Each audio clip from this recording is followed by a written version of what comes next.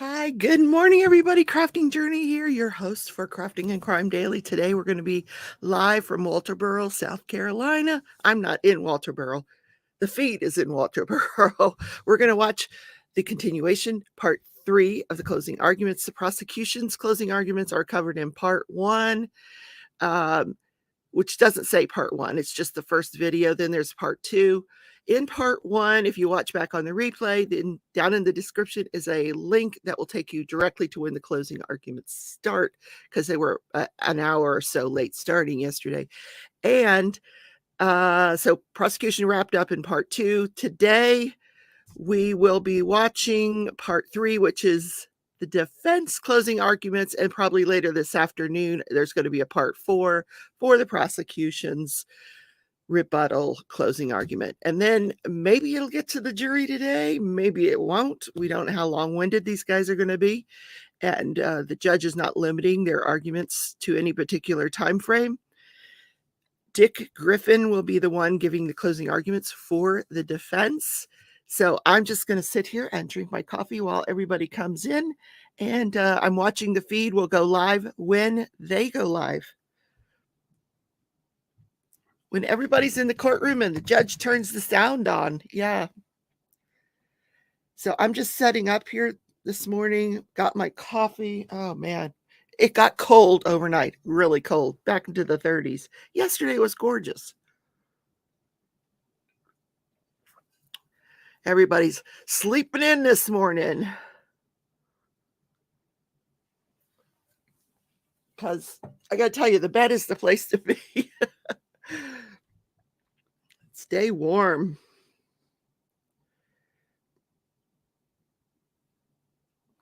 All right. Here we go. Here we go. Here we go. All right. I'm working on a new diamond painting, a mystery diamond painting. Here's the dragon that I just finished right there. That one. Yep. Pretty cool. It's called a dragon's door. So right now, yeah, the judge is pretty prompt. So it's 4 minutes till they start. So we'll see if he's prompt today. I'm sure the jurors are very weary. They want to get this over with. But the prosecution did a wonderful job on their closings. I've been keeping notes. I'm thinking I may go back and do a recap while the jury's deliberating. So I have a show to bring you guys, and I'll just recap, in a smaller segment, the closing arguments.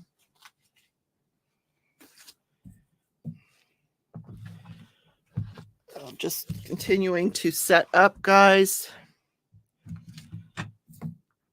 Got my notebook out so I can take notes.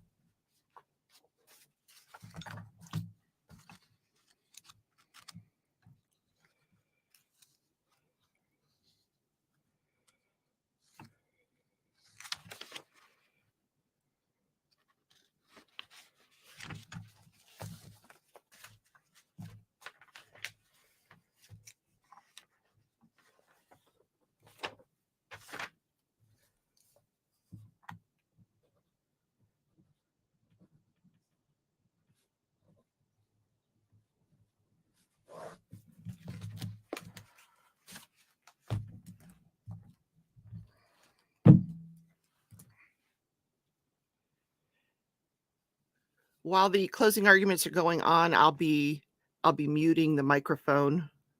But remind me when I come back to turn it on. Sometimes I forget. Oh, that coffee's so good today. I made it a little bit strong today, and it's delicious. Okay, I'm ready to go. Where are they? Bring in the jury. We're waiting.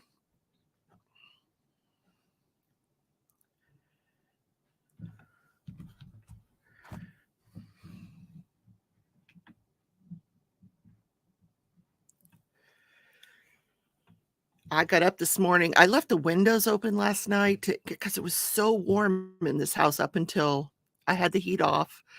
It was in the 70s the high was the 70s yesterday, and this house stayed nice and warm. When I went to bed at midnight, it was still comfortable, and when I woke up at 7 o'clock this morning, it was 50 degrees in the house, so I had to turn the heat back on. Yeah. Good morning, everybody that's just joining us. They're scheduled to begin in 1 minute. We'll see if they're actually going to be on time today. We've seen the family go into the courtroom, so they're all here. They just arrived about 5 minutes ago.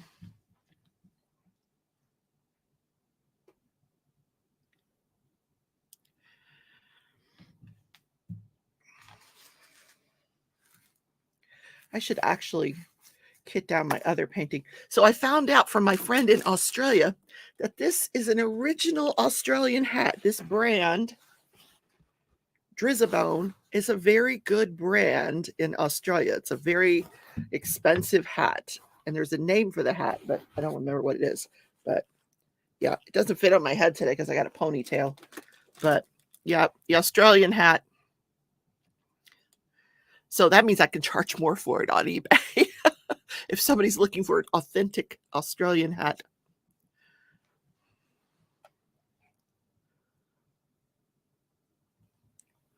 I actually have a bunch of stuff I need to list, so I'm ready to go. I've got my crafts ready. I got my coffee. Let's go. It's 8:30, 9:30 Eastern time. So we should be seeing the South Carolina seal here any minute. Hi, Knits for Sanity is back. Good morning. Good morning. Oh, what was that? Oh, it's Kid Stitch. Oh my God. He's playing under the car. Silly cat. He's playing. Okay. I've got the feed going, watching as soon as they go to the courtroom, which should be any minute. I'll pull that up for you.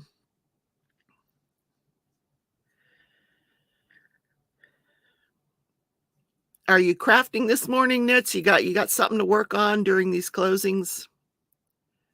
Yesterday, I finished the skein that I was working on for that blanket, and I'm starting a new skein.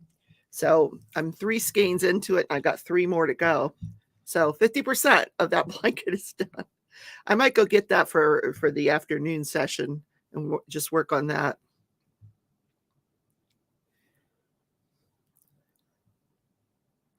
I was so tired last night, just mentally drained, I think.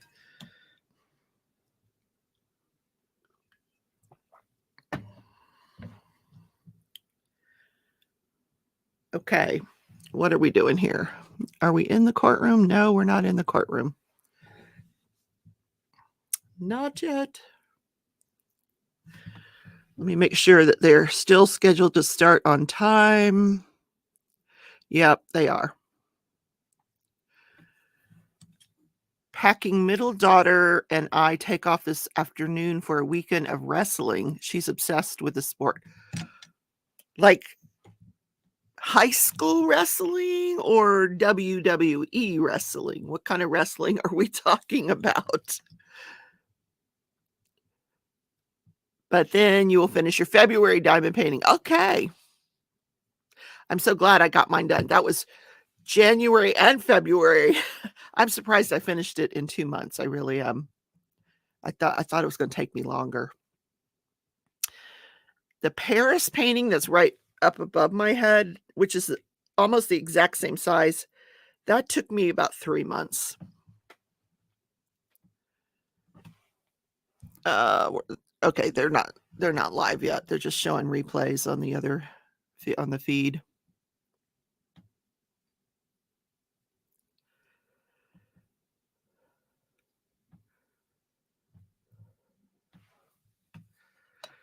Got a big crowd here today. Big crowd.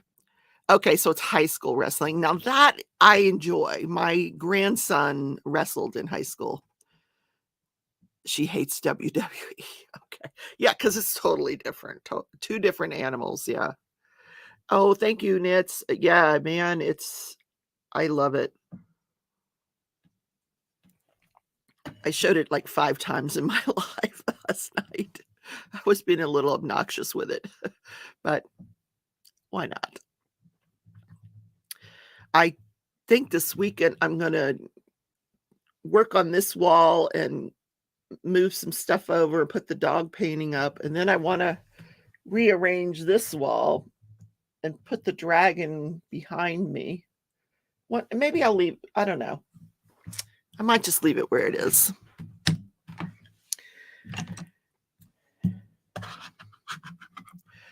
Okay, let's get going here. Hi, Lynn. Good morning. Everybody's coming in with the coffee or tea or whatever it is you drink. Beth Ann is here. We can start now. Now we're waiting. They haven't gone live yet. They're only about 5 minutes late, which that's not bad in legal time. That's not bad. We might be waiting on a juror. You never know what's going on in the background. Knit says it sparkles so much like you have a glorious halo. Oh, I love it. I just love it. The little dragon. I was thinking about naming the dragon. Like, since I did it during most of the Murdaugh trial, should I call it like the Murdaugh door or the jail door? Or I'm thinking instead of the dragon's door, we could, name it after a character in the Murdaugh trial. Like we could call it the cell door. The cell door. Since I do so much trial recaps.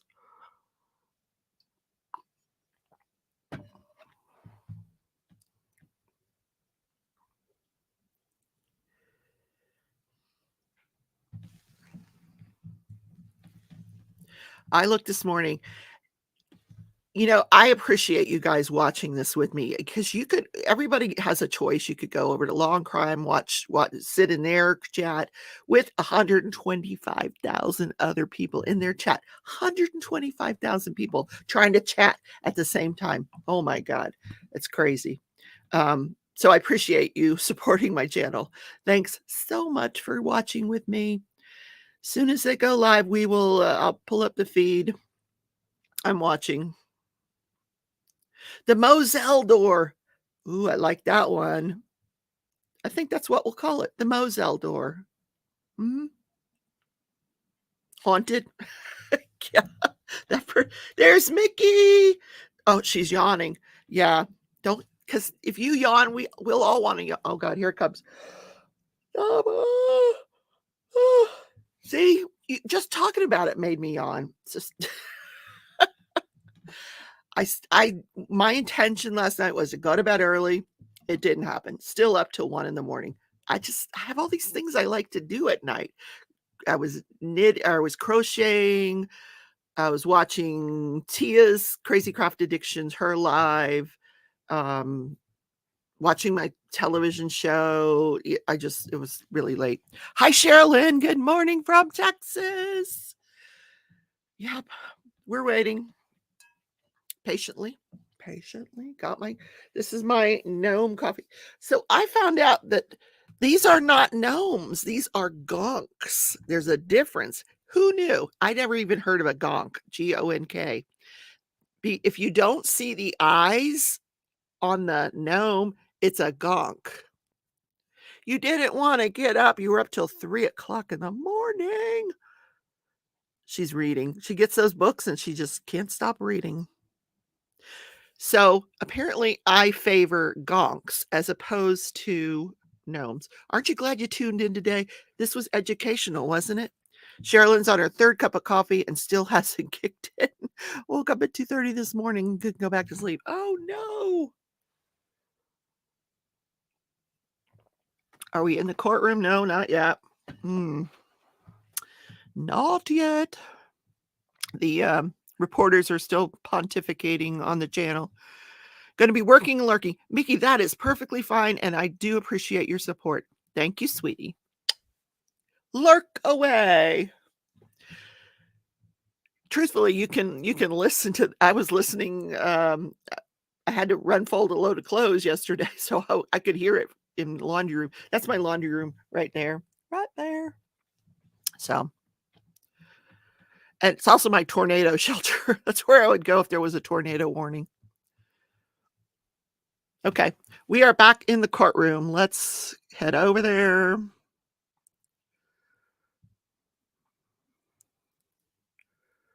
Make sure the volume's on. Received a complaint from a member of the public indicating that a juror had engaged in improper conversations with parties not associated with the case. I communicated and provided a copy of the communications to the defense counsel. After court, we then met with the juror on the record, and the juror denied discussing the case with anyone not on the jury or with anyone on the jury. She provided information that led us to the court to contact the persons that she was suspected of having conversations with concerning the case. Those individuals were interviewed and provided an affidavit regarding the contact that the juror had with them. We then also brought those two individuals in and had a hearing in chambers on the record in the presence of counsel yesterday.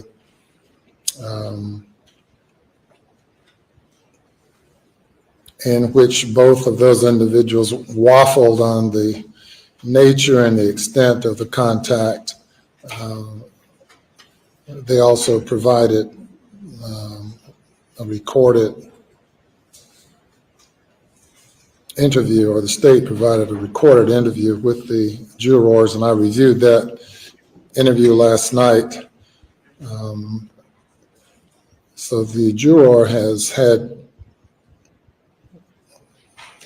contact or discussions concerning the case with at least 3 individuals. Though it does not appear that the conversations were that extensive, it did involve the juror offering her opinion regarding evidence received up to that point in the trial that the conversation took place. And in order to preserve the integrity of the process and the interests of both the state and the defense in a fair trial, that juror will be removed and replaced by another juror. I will make a part of the record under seal because of maintaining the confidentiality of the identity of the jurors. I will place under seal the recorded interview, affidavits received, and both discussions with counsel have taken place on the record, and all of that will be made a part of the record. In the case, and we'll bring the juror out to inform her that her services will no longer be needed. We will then replace her with an alternate juror. Any additional comments by the state or the defense? Your Honor, we do not accept from your ruling. Yes, I've sat through everything you sat through, and it's muddled, but we would defer to your judgment. However, I think it's important for me to note for the record that the interviews of these 2 people were done by SLED agents, one of whom was named as a witness in this case, and the other who was listed in the notes as being one of the investigating officers. Just to note that, again, SLED has made another bad judgment in this case. I'm not accepting from your ruling. Yes. I'm just pointing out that this is just a continuum of a calamity of errors. Thank you. And the court has not had any discussion with any SLED agents concerning this issue. And all the inquiry by the court has been directly with the suspected parties involved and with the juror. And this is a matter that this long trial with the intense publicity is certainly, it would be certainly difficult for any individual to not have some exposure outside of the courtroom to information concerning the case and to also be tempted to engage in discussions with others. But it is improper, it is contrary to my instructions to the jury daily, multiple times per day. And this juror unfortunately violated that order.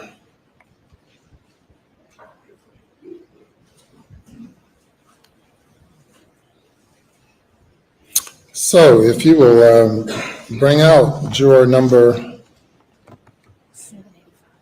785. Yes. And sir? He's gone. Let's make sure she brings everything with her. She will, I'm sure. Tony.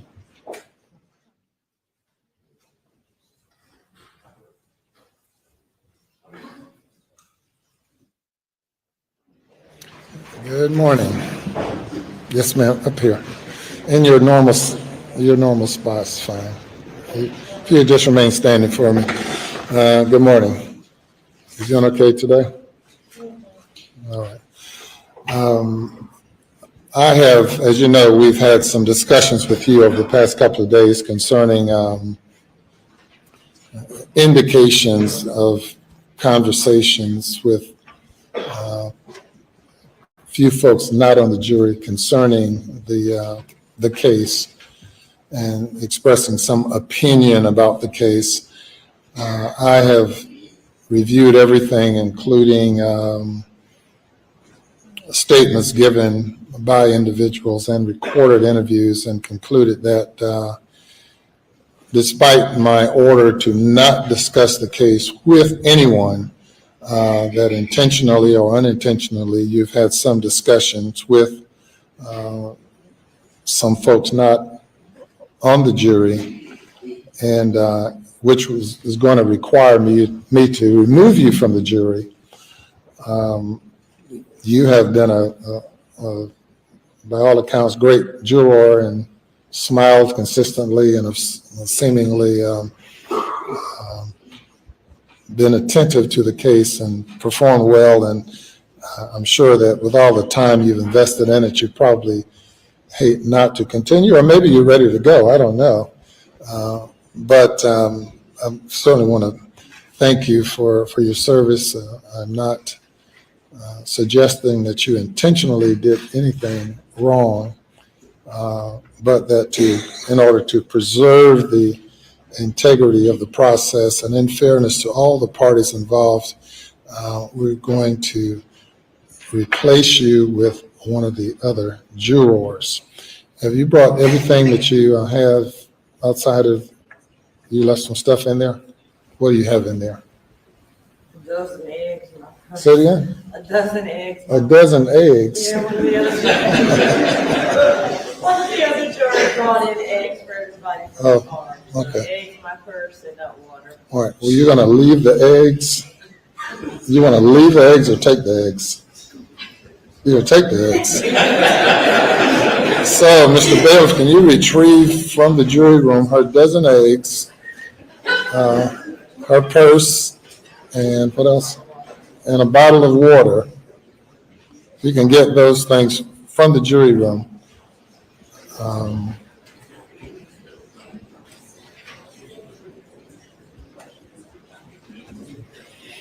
As you know, the identity of the jurors are confidential, not known to the public, and the reason you are still where you are is that cameras are not allowed to videotape the jurors, and we have operated by juror numbers throughout the process, and we'll continue to do so, and your identity will be kept confidential as far as the court is concerned.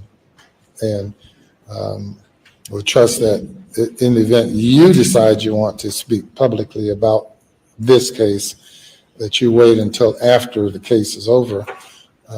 You're not encouraged at all to do so, but you have a right to speak to anyone you want to, if you decide to do so.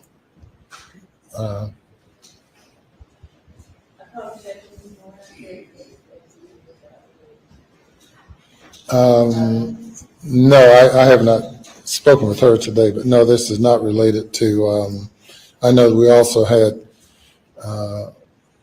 some conversation was brought up concerning your ex-husband, but that's not a part of this consideration at all. This is totally independent of any other conversation that he might have had concerning you. That's not part of the order of the court. So they're going to get your things, and then once you're removed from the jury, you can't go back in the jury room. We'll have to tell them goodbye for you. Okay, all right. Well, thank you very much. Hey, you can go. Thank you.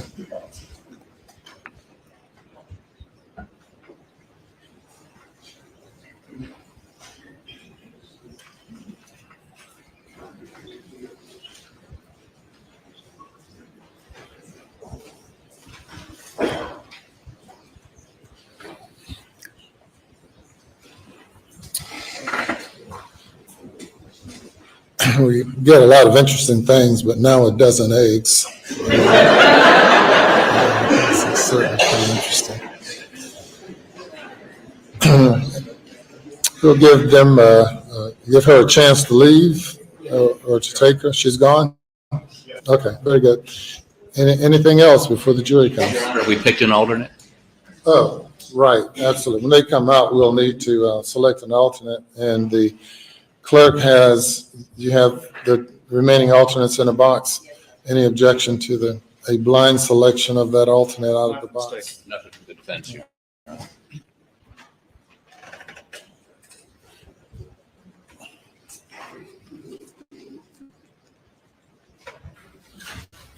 Juror number 254. Juror number 254 will become part of the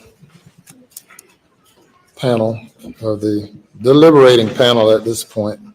254.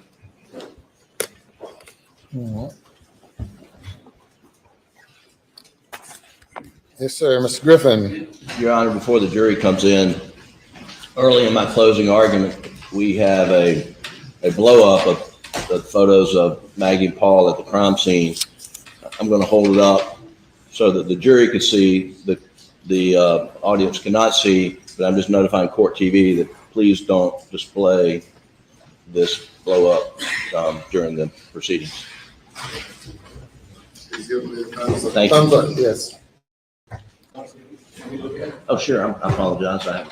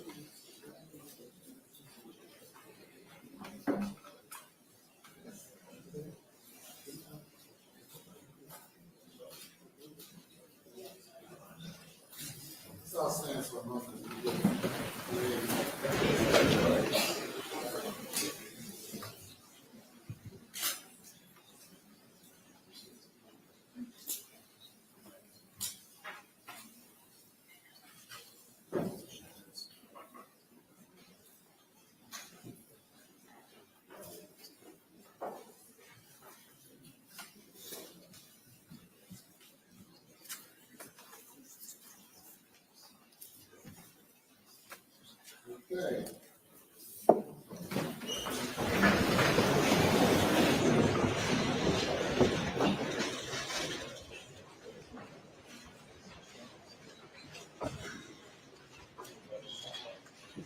may bring the jury.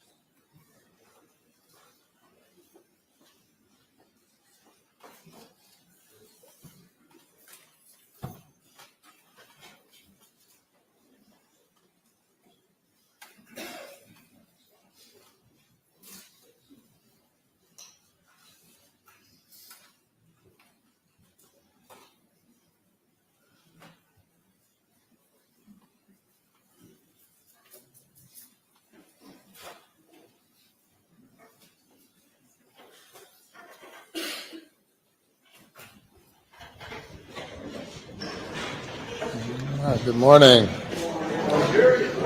Yes, sir, thank you. And good morning one more time. Day number 28. Welcome back. Juror number 254. You are now part of the first 12 jurors. We have 13. You're part of the first 12 of the panel at this time. And continuing with closing arguments, it's the defense's turn. Mr. Griffin. Thank you, Your Honor.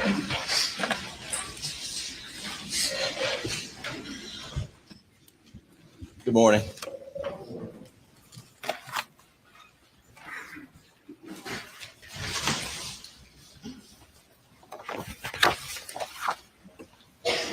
Wow. We're at the stage of the case that's called closing arguments. I don't know why they call it argument. I'm not here to have an argument with you in any form or fashion. What I'm here to do today, this morning, is to review the evidence with you that you've heard in the courtroom over the last 6 weeks.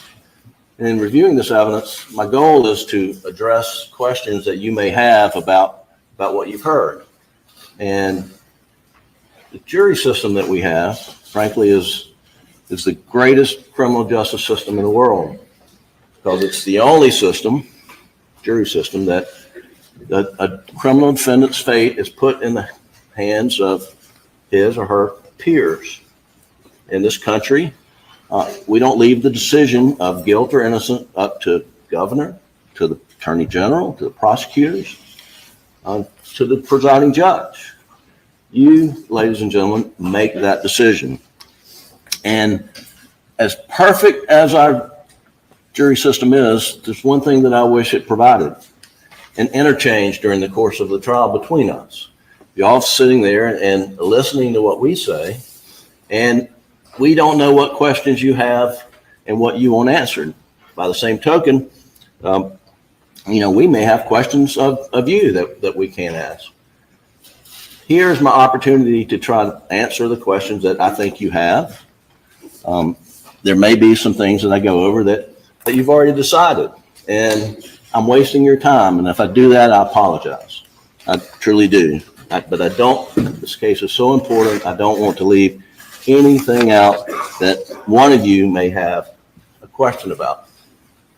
I think I can probably speak for everybody in this courtroom that there's one thing that we on this side have no question about.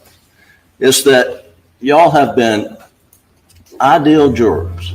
We've been here 6 weeks, and each of you have come every day on time, and you've been very attentive, and it has not gone unnoticed.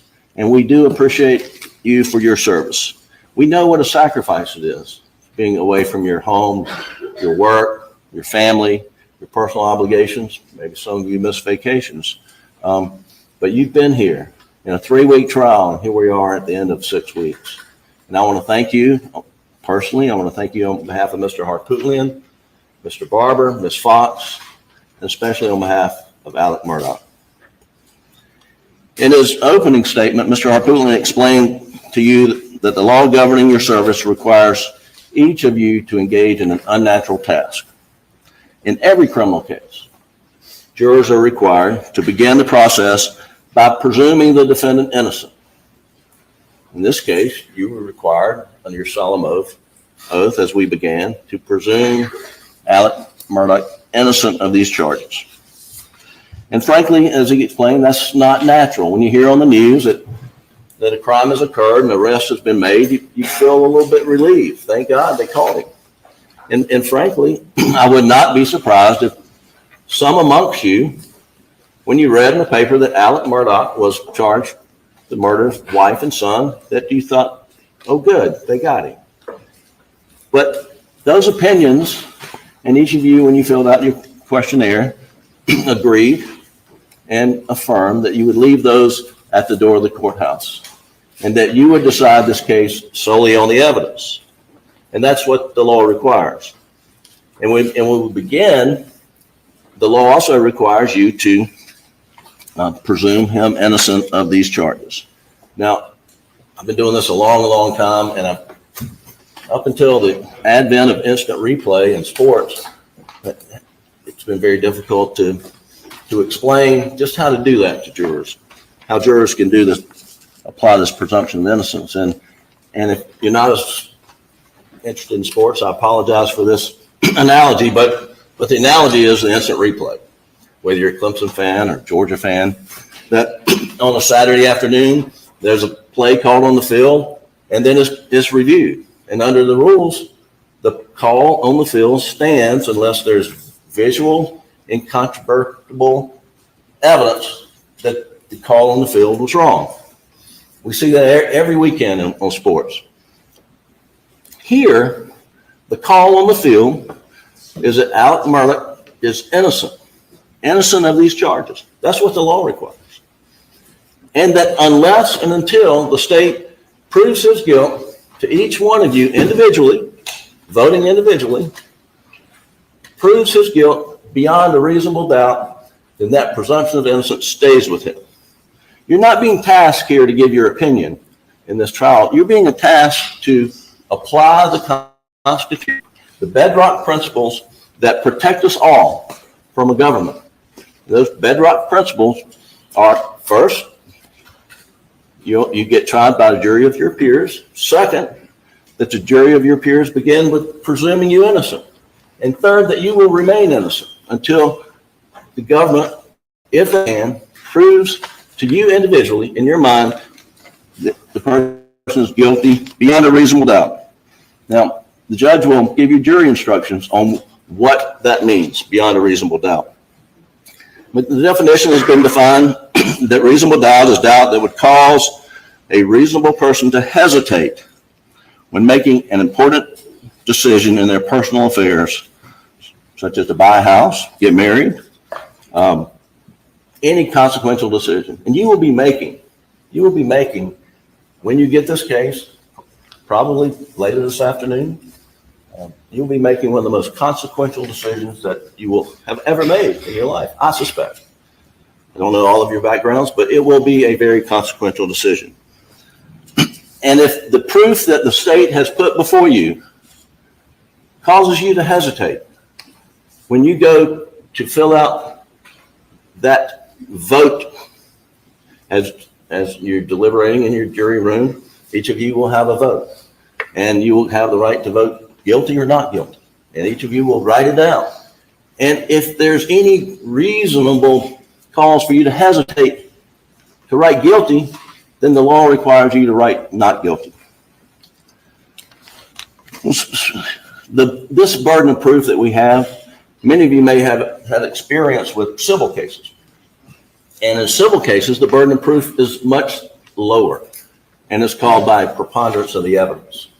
And you may have seen lawyers or judges or watched on TV as they give a visual image of Lady Justice, who's blind and who's blindfolded, so she does not bias for one side or the other. And there's scales on Lady Justice, and those scales are the scales of justice. And in a civil case, if one party proves their case by a preponderance of the evidence, meaning ever so slightly tilt those scales in their favor, then they're entitled to the verdict.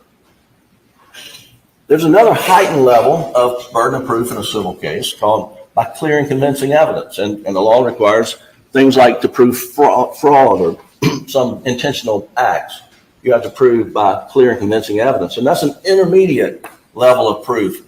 And so it's not just tilt the scales ever so slightly in the favor of the party that prevails, but you have to get sort of 3/4 of the way there. But now proof beyond a reasonable doubt is the highest standard of proof the law recognizes. And it is, you have to tilt the scales all the way to one side in order for the state to meet their burden. Now, a little bit about the verdict. You will have an option of guilty or not guilty. My friend Dick Harpootlian over here he travels a lot. He's been to a lot of countries, and he frequently, he recently returned from Scotland, where he attended a jury trial in Scotland. And he tells me it's much like this, except the lawyers wear a wig, and I might benefit from something like that. But but in Scotland, it runs about the same until it gets time to the verdict in the criminal case.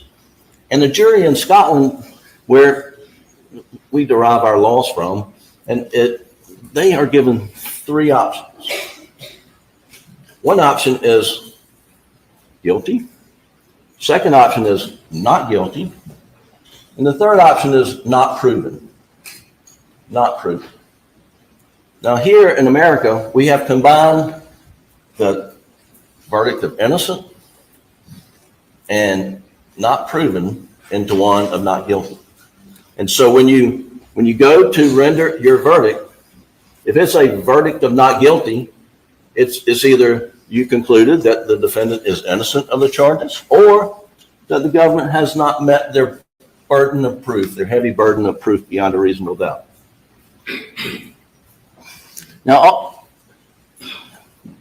and one of the reasons that defendants are presumed innocent and the government has such a high burden is because in criminal cases, the defendant really doesn't have the ability, doesn't have the resources, doesn't have the lawful authority to execute search warrants, subpoena documents, to prove his or her innocence.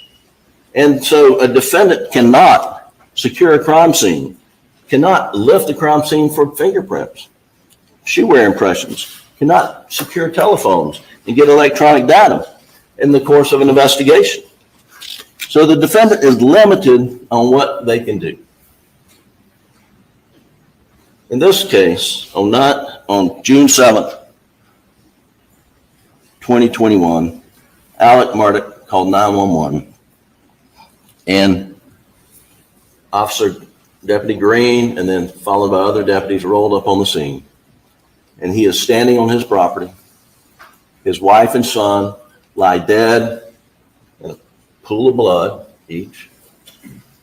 He's within yards of him, and he just put a shotgun down. He just put a shotgun down.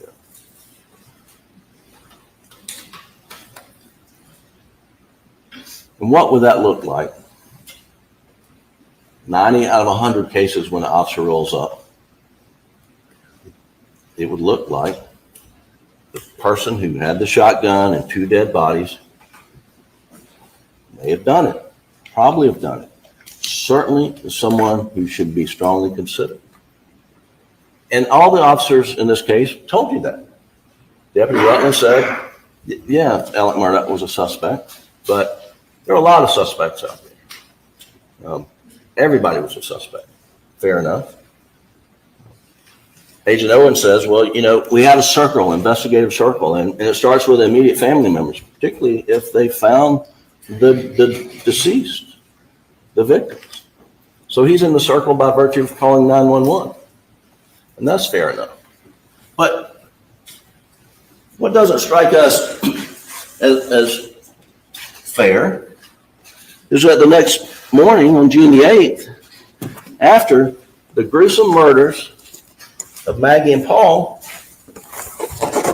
this is what is issued, a joint press release, Colleton County and SLED, that says, at this time, there's no danger to the public.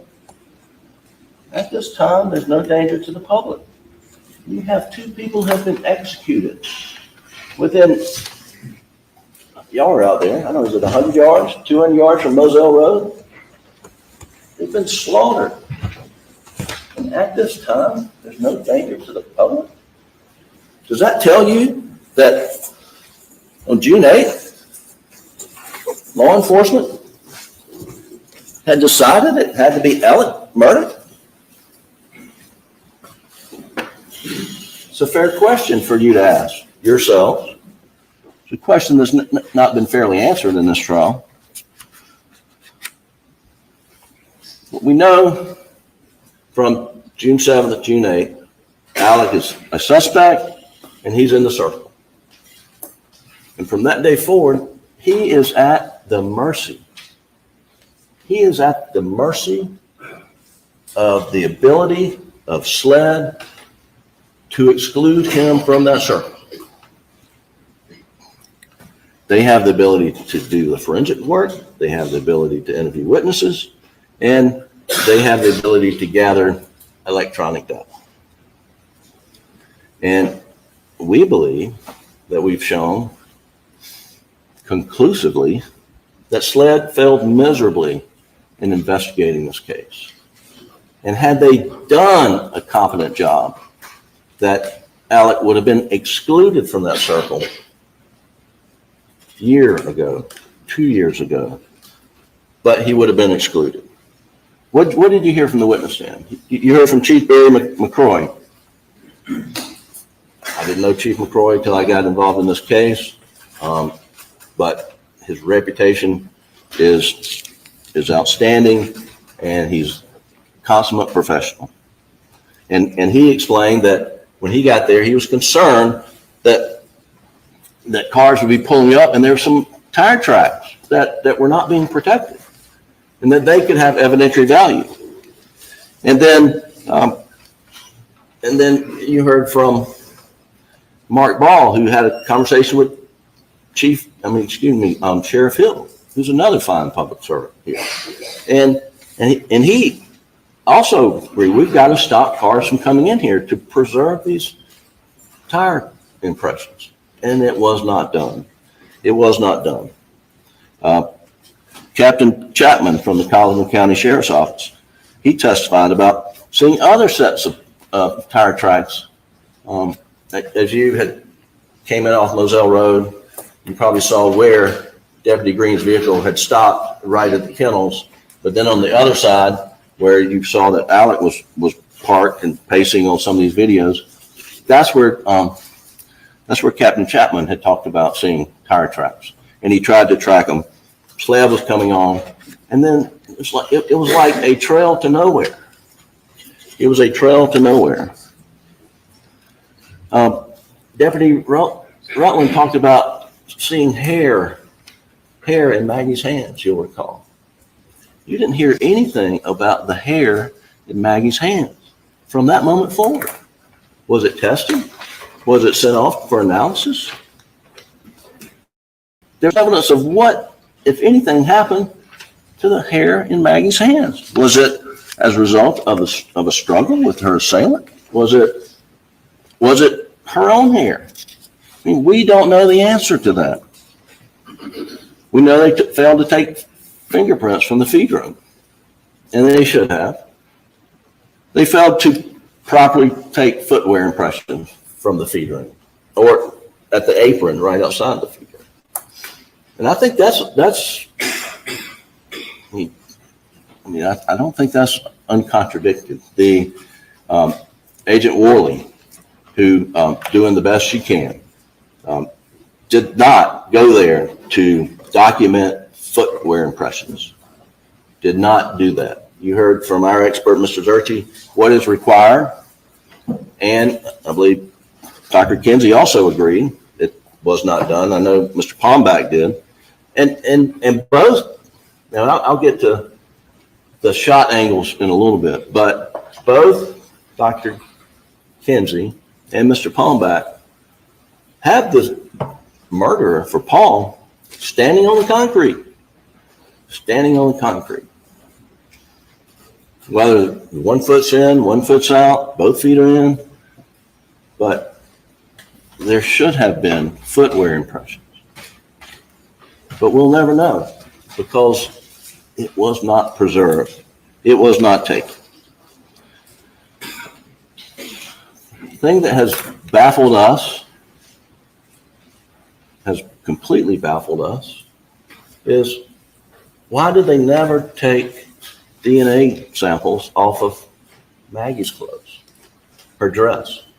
Why did they never take DNA samples off Paul's clothes?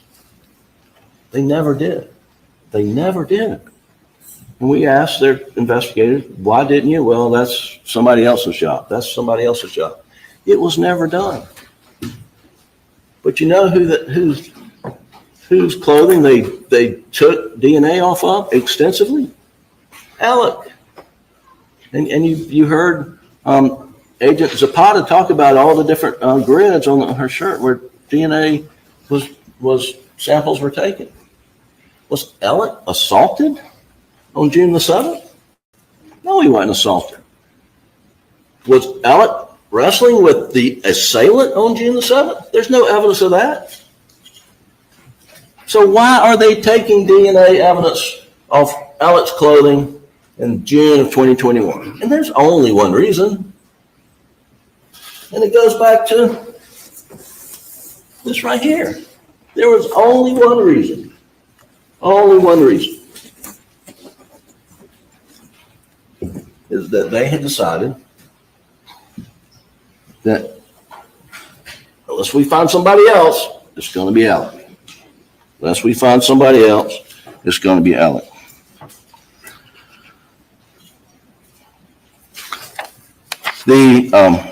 And I'll get into more detail about Maggie's phone.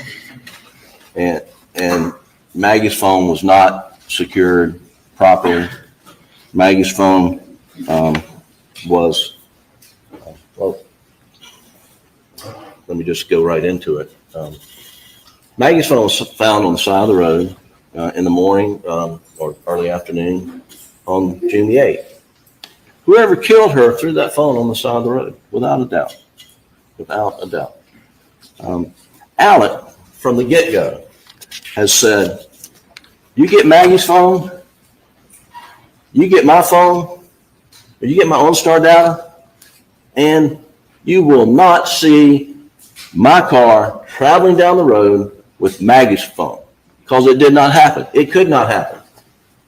Detective Owen, have you gotten it yet? No, we've not. We sent the black box from on the Chevy to the FBI. It was a new model. Turns out the data's encrypted, and so we haven't got it yet. Well, what about General Motors? I mean, I'll do what I have to do, whatever I can do. And so, well, you know, we're looking into it. We're looking into it. But what we learned during this trial is, sure, SLED sent a subpoena via a fax machine to somebody in Detroit, I believe, and whoever got it in Detroit, whether there was a number off, I have no idea what the reason was, but we do know the initial response was, we don't have anything. We don't have any OnStar data that you're looking for. There's no indication that SLED followed up with a phone call. There's no indication SLED followed up with a letter. There's no indication SLED did anything other than put it in a file. Put the response in a file. And that was it. That was it, ladies and gentlemen, until somebody watching this trial somewhere contacted somebody at General Motors and said, why don't you guys cooperate with the FBI and SLED on this investigation? And they're like, what are you talking about? So Friday, you know, during sometime in the last 6 weeks, lo and behold, here comes all the OnStar data that you got to see. And that would be great. That would be great. But for the fact that when they seized Maggie's phone, it had, they put it in airplane mode. They knew how to put it in airplane mode. Excuse me, I'm losing my voice. Let me get water. I apologize.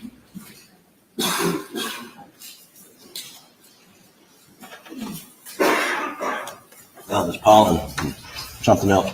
They put it in airplane mode, but what you'll see, I got a photograph, is the location services were still on, meaning still pinging off GPS satellites. And the phones don't hold that much memory. They hold a lot of data, as we have learned, but they don't hold that much memory. And it writes over itself. And for GPS location services, the ping points that we see from Paul's phone on all that data, that would have been on Maggie's phone for the 7th. But for the fact that it wasn't extracted until sometime in like June 16th. I think that's the date, but if I'm wrong, I apologize, but it's around the middle of June.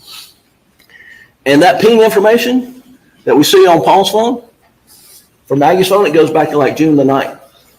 Well, a lot of good that does. A lot of good that does. We don't have it.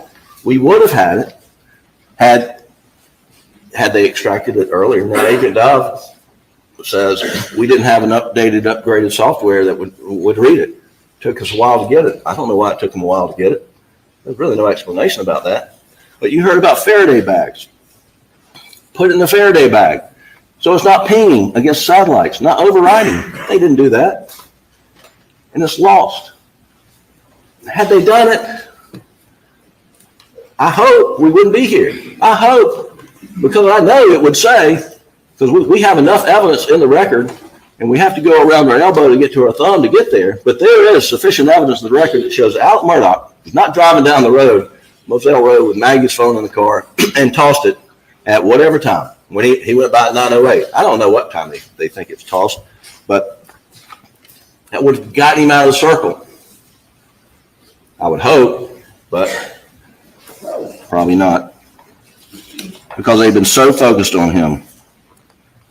Now, as I mentioned, Alec asked multiple times. I think the testimony was 5 times. Agent Owen, you know, if you get this data, it will show I wasn't there. And you know, we didn't learn why they didn't get it off Alec's phone until very recently, because you'll remember on June 10th, he gave SLED his phone. Yeah, you can copy it. Please copy it, because it'll show that I wasn't driving. That my phone was not with Maggie's phone at any point in time going down the road, and that I did what I said I did. Well, they did extract it, but what we've learned, the extraction was a superficial extraction. Not because Alec requested it, that's just what they did. Said a logical surface extraction. So they didn't go in and pull out any GPS pinging data like you see on Paul's phone. They didn't get off Alec's. Now, if Alec had not made those requests to Owen, and they are disputing that, it's one thing you can be 100% sure of, is they would have called Detective Owen up here on the witness stand during their rebuttal case to say, no, he lied. He didn't ask that of me. I mean, they got Sheriff Smalls in here to say, I didn't give him permission to put a blue light in his car. They came and challenged whether he had authority from the sheriff or maybe a deputy sheriff to put a blue light in his car. But they didn't contradict anything you said about, I've been asking for this data that would get me out of the circle.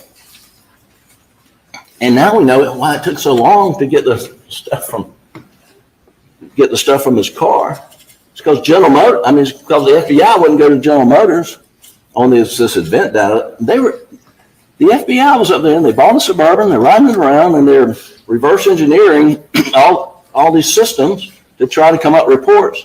And then they come in here and tell you, well, it's not complete, some is inaccurate, but this is what we got.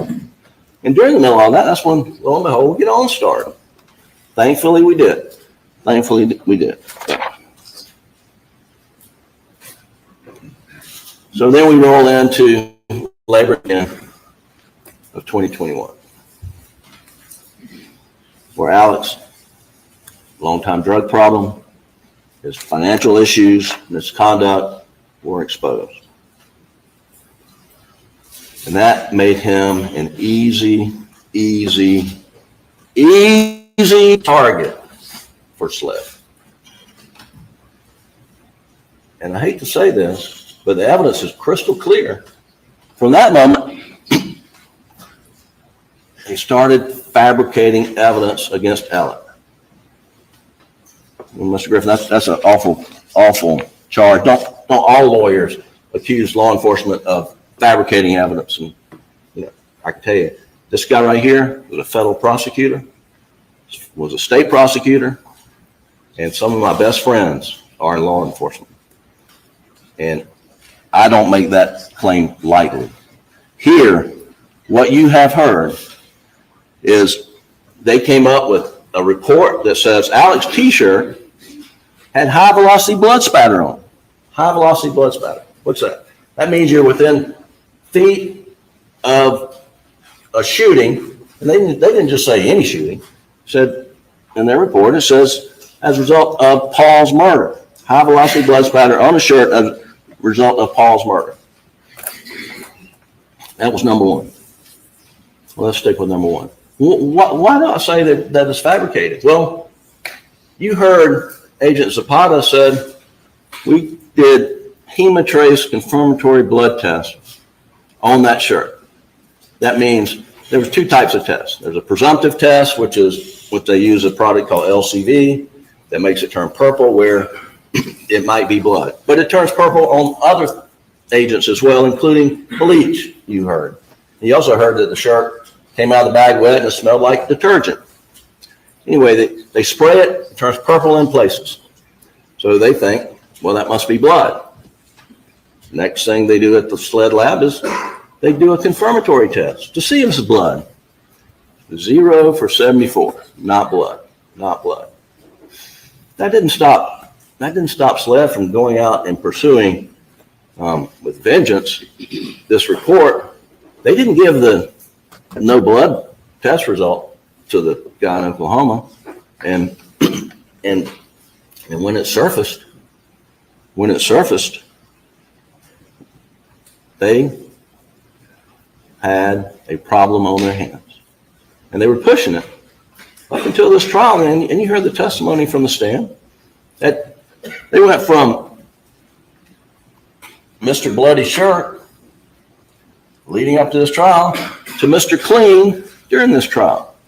And they ask him, and they raise issues during the trial with Blanca, where were his clothes? No one's asking about the man's clothes that he had on the Snapchat video back in, at 7 o'clock with his son until November or so, I think is what she said. I mean, the issue of changing clothes, it was late to the dance because when they went to, as you heard, when they went to the county grand jury to get an indictment that you're going to be deliberating on, they told that grand jury they had an expert report that says high velocity blood spatter. And I asked Agent Owen, I said, when you went to the grand jury and when the guy gave you the report, how'd you not know, chief investigator, how'd you not know that there's this hemotrace test that says it's no blood? Well, I didn't get the email. I say it in somewhat jest, but did the dog eat his email? I mean, how's the lead investigator in the case not get the lab report that says there's no blood on the shirt? Now, ultimately, it was produced to us, and we were raising Cain about it and saying, how can you say this on one hand and that on the other hand?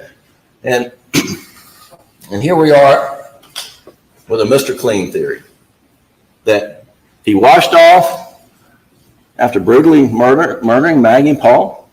He takes a hose and washes himself off and gets in a golf cart butt naked, I guess, and drives to the house. So that's the blood spatter fabrication. The other is this blue raincoat with GSR, and do you remember that testimony?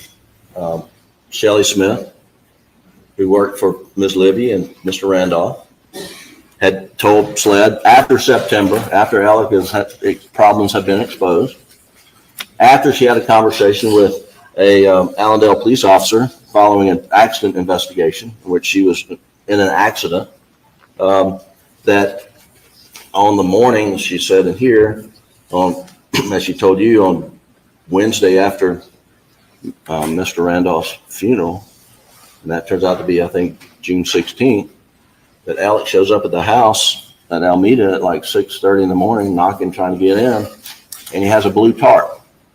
And in this blue tarp, she lets him in. He goes upstairs with this blue tarp. He comes back downstairs. He lays this blue tarp out on Ms. Libby's retirement rocking chair for in the living room, and then he leaves. And then she leaves to go to her day job. And when she left, the blue tarp was laying out on Ms. Libby's rocking chair. That was her testimony. And so SLED gets that, gets a search warrant, goes to Alameda, and they seize a blue rain jacket. They seize a blue rain jacket. And when they do, they take that blue rain jacket and they show it to just about every family member. Let me get it right quick. So they can think of, and it's Defendants 87, Doug, if you can pull it up. But they show this blue rain jacket to as many family members as they can get in contact with, and the rain jacket is, and no one recognizes it. No one sees it. No one said Alex ever worn it. No one said Paul's ever worn it. No one said Buster's ever worn it. No one said Maggie's ever worn it. Have not seen this blue rain jacket. Has not seen this blue rain jacket. One more thing about this blue rain jacket.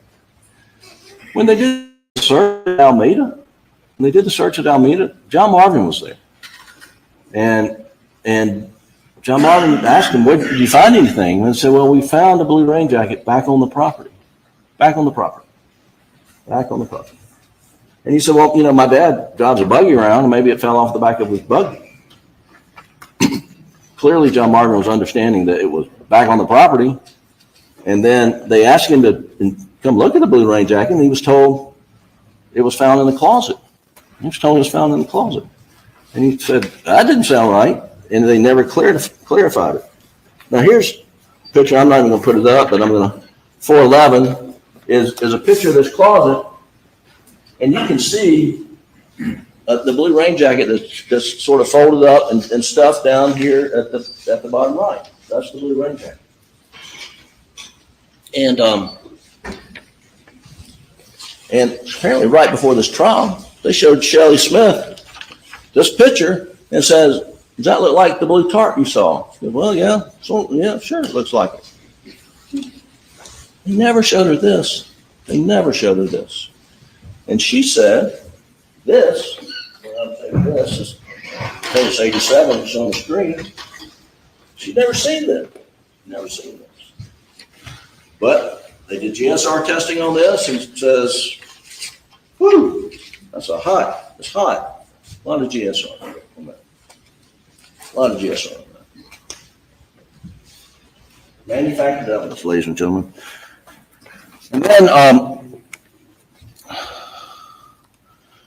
And then there's this issue of misrepresenting what are the type ammunition found in the shotguns at the residence at Moselle.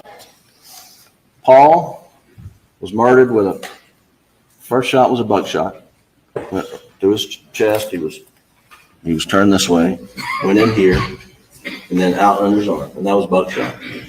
The second shot was into the head, either depending on what expert and what pathologist, it's either this way or this way, but into the head. And that was steel duck shot. I learned that you can't shoot ducks with anything but steel pellets because they don't want lead in the water. So you got to have steel pellets. And then Agent Owen testified, admitted begrudgingly that he had testified to the grand jury that there were 4 weapons found up on the property in the gun room, 12 gauges that were loaded, or I'm not saying 12 gauges, I'm sorry, 4 shotguns that were loaded with buckshot and birdshot. There's 4 other ones. So that matches. Well, guess what? Totally not true. That was totally not true. And he admitted on the stand it was not true. He admitted telling Alec during the interview, and he said, well, I can do trickery. And we're going to see that shortly. But and then I said, are you trying to trick the grand jury? No, I didn't say that. Well, we walked through it, and he did say it. And he didn't remember it, and you'll remember the testimony. And I said, well, people make mistakes, don't you? Yeah, that was a mistake. And it's okay to make mistakes, right? Yeah. And you can make mistakes about time. Well, that's the most common thing people make mistakes about. It's not all right for Alec Murdoch, who's in the center of the circle, who's not all right for him to make mistakes about time. It is not all right, according to the same investigator who says it's okay, happens all the time. But here we go, and then Eureka. They finally get into Paul's phone in April of 2022, and they see Alec. Well, they don't see Alec. They see Cash the dog, and they see Paul's feet walking around, and they hear voices in the background. One of them sounds like Alec. And off they go. They go off and get an indictment from the Collin County Grand Jury, relying upon high velocity blood spatter, relying upon 4 guns having the same load, and relying upon a rain jacket that's got GSR on it, and Alex lying about being down at the kennels. Now we know, after we've been here 6 weeks, of those 4 things, Bixby voice privacy contacts have been updated. To continue, review the updated items on your screen. I am so sorry. No, that was turned on. I will turn it off.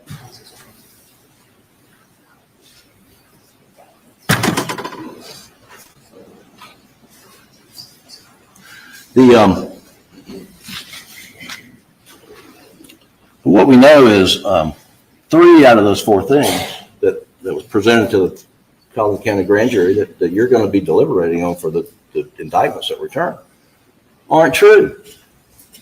No blood spatter, no GSR rain jacket that's ever been connected to Alex whatsoever, and there's no loaded gun. So we're left with the lie. We are left with the lie. Now, Alex lied about being down at the kennels in Almeda. And why did he lie? And that is certainly a fair question. And that's, and frankly, I probably wouldn't be sitting over there right now. He had not lied. But he did lie. And he told you he lied. And he told you why he lied. He said he lied because, I'll tell you, he lied because that's what addicts do. Addicts lie. He lied because he had a closet full of skeletons, that he didn't want any more scrutiny on him, which is the most ironic thing in the world, because depending on which day of the week, their theory is that he slaughtered his wife and son to distract from a impending financial investigation. But he puts himself in the middle of a murder investigation, and he puts himself in the spotlight of a media firestorm. That's their motive evidence, and we'll get to that. But he lied. He lied because of his drug paranoia kicked in, and he was clearly in the throes of addiction. He lied for all those reasons. But what he didn't lie for is because he was covering up the fact that he killed Maggie and Paul. That is not the reason he did it. Doug, will you play the dog kennel video, please? I'm going to play the dog kennel video. Just please listen to the voice.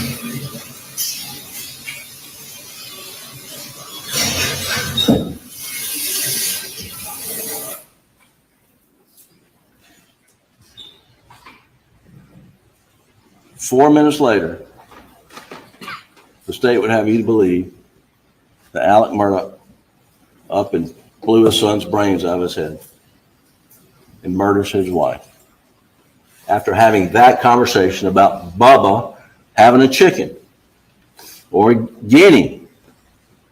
4 minutes later, their case wants you to believe that this is a family down at the dog kennels doing what families do.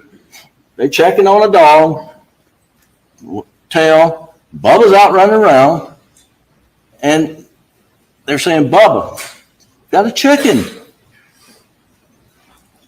Now, why would Alec not want law enforcement to hear that? I mean, there's nothing on that tape. There's nothing on that tape that indicates there's any strife, any conflict, any anger, any planning, anybody being afraid, anybody running, anybody scurrying. Nothing.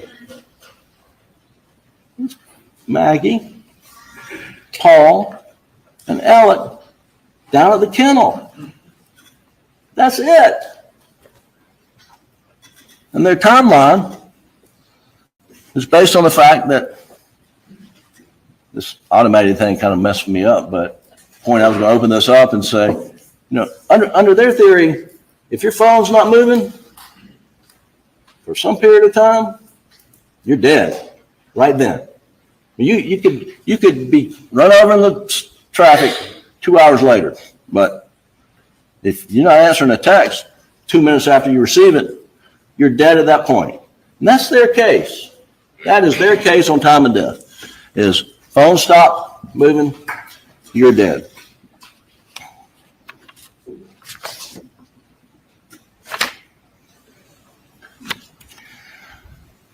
You've heard testimony from a lot of witnesses. I would say practically every witness who took the stand, who actually knew Alec and Maggie and Paul and Buster, testified under oath how much Alec adored Maggie. She was his all. Some people describe Paul as Alec's best friend. His relationship with him was awesome. And that was unanimous. Unanimous. I want to just play briefly a clip from Blanca testimony about Alec's relationship with Maggie. You've also, I think, in multiple interviews with Swad and other folks, described, I think the words were, Mag.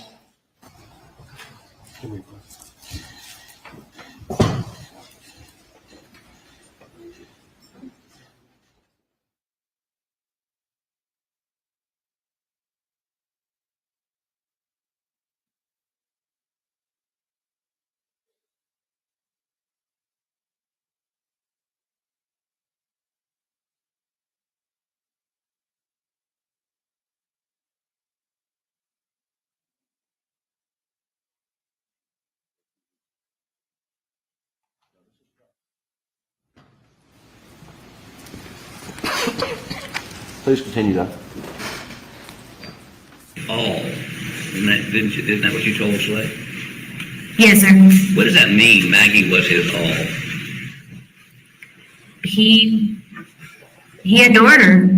He loved her. He adored her. Worshipped her. I mean, just treated her as somebody he adored, correct? Exactly. Yes, sir. Now, this was her testimony from the witness stand. And then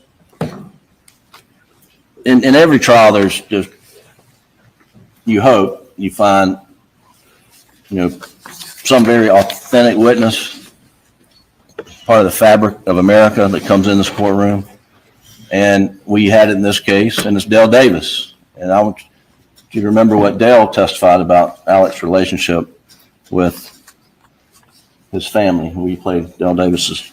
Me?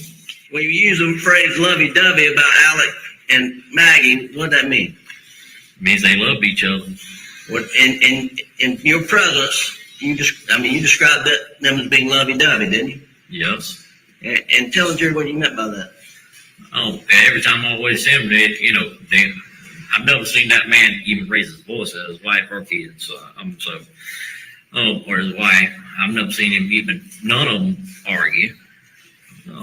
But he always, anything she wanted or the boys wanted, he would try to get it. And what was your observation about his relationship with Paul? They like to hunt and fish together. I mean, they drink beer together. Okay. That was Dale Davis. Which brings us to the question, why? Why? June 7th, execute his son Paul and his wife Maggie, who he adored and loved. Why? The state's theory is that that there was a storm a-coming, clouds are arising, and that his financial house of cards is about to collapse, and he's about to be exposed. And because of that, he does what every rational person would do: go kill your wife and son. That is their theory of motive. That is their theory of motive. And it worked too, by the way, because he killed his wife and son. Guess what? Jeannie Seconder quit asking questions for a few weeks. Oh, in the boating case, that won't be worth anything now that his wife and son have been murdered because he's sympathetic. Have you heard such?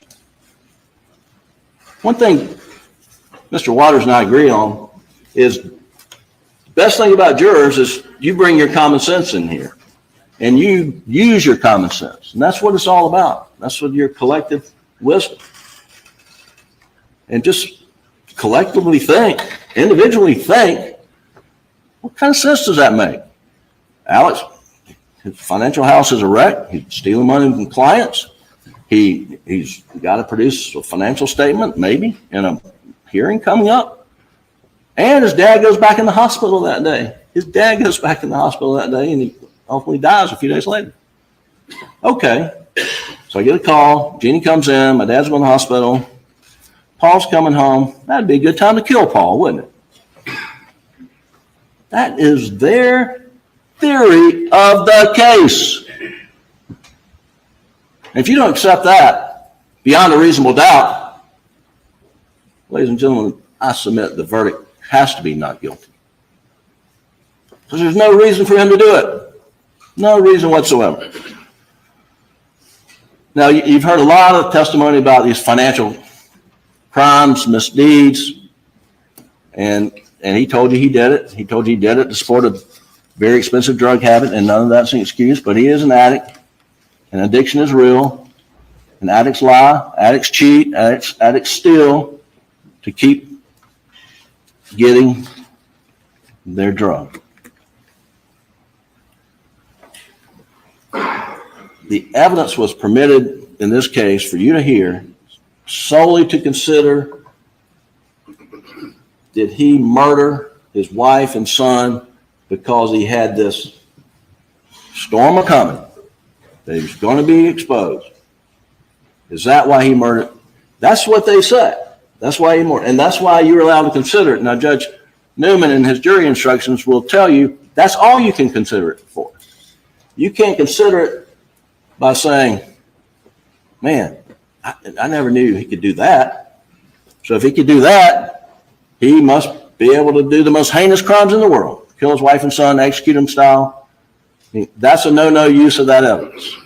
The only permissible use of the evidence is that sufficient provocation, motive for him to kill his wife and son? Was it sufficient motive, not provocation?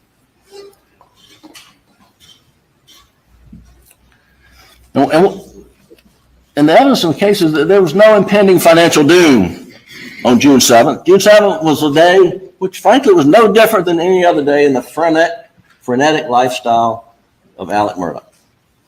He had so many balls in the air, and he even forgot his paralegal's name, and I apologize to her. I think Christy. She said he would come in like a Tasmanian devil. I mean, he was frenetic. And they were on to this $792,000 fee in the Ferris case. And they were asking questions at Chris Wilson's office. But the reason they weren't concerned that he was stealing money. They were concerned that he was sheltering money, trying to hide it from being disclosed in the voting litigation, in which he was a defendant. And they didn't want any part of that. And that situation with the with the Ferris fee, as Ms. Seckinger, Jeannie Seckinger said, that was a one-off. That was completely on its own, different type conduct than all the other stuff that you heard about. That was a one-off. And what happened on June 7th? She says, I'm in his office, and he gets a phone call that his dad's put back in the hospital. And she thinks that he told her it was terminal. He may have, I don't know, but his dad is put back in the hospital. He wasn't terminal that day, but the next day he got the terminal diagnosis. Any event, she takes off her CFO hat and puts on her mama bear hat and hugs him and a friend hat. And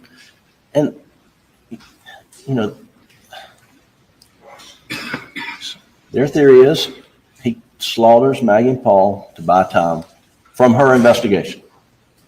That is it. That is their theory. That is their theory. And it's totally fabricated. They've got no evidence of that. There's no evidence that Maggie was on to his financial misdeeds. There's no evidence that she was about to blow the whistle on him. There's no evidence that he had a $20 million life insurance policy on her, and that if he murdered her, that he could get out of financial bond. None of that. And I asked Ms. Secretary, how long of a delay did that buy Alec? Well, month maybe? A month? That's their theory. That's what their case is built upon. And then this motions hearing is, there's a motions hearing scheduled for Thursday. It had previously been scheduled 2 other times. And it was continued at the last minute on the other occasions because 2 of the lawyers had cancer and we were receiving treatments. But it wasn't sure it was going to be continued previously. Did he go murder anybody, to get out from under those prior hearings? No, this had nothing to do with it. And, so they brought the plaintiff's lawyer in. He's an excellent lawyer. And he's, like any plaintiff's lawyer. I'm going to clean his clock. I'm going to take everything he's got. That's what they all say. So then we had to bring the defense lawyer in to say, that was a negligent parenting case. And it wasn't worth the paper it was written on. Folks, that's what we are in a murder case. And that's what we're having to deal with because that is their theory of motive. But even if The financial day of reckoning was impending. If it was right there, Alec would not have killed the people he loved the most in the world. There's no evidence that he would do that. We do have evidence of what he would do and did do. And if you'll pull up Defense Exhibit 125, which is in evidence.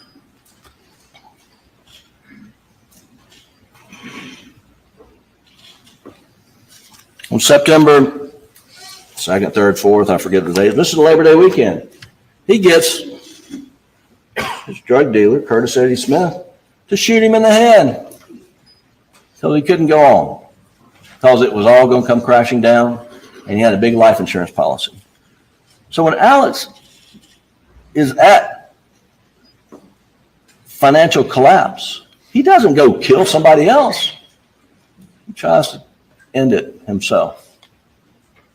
This is a natural response. You don't want anybody to do it, but this, people kill themselves from being exposed. Don't kill their wife they adore, son, the apple of his eye, as some people have said. That's not.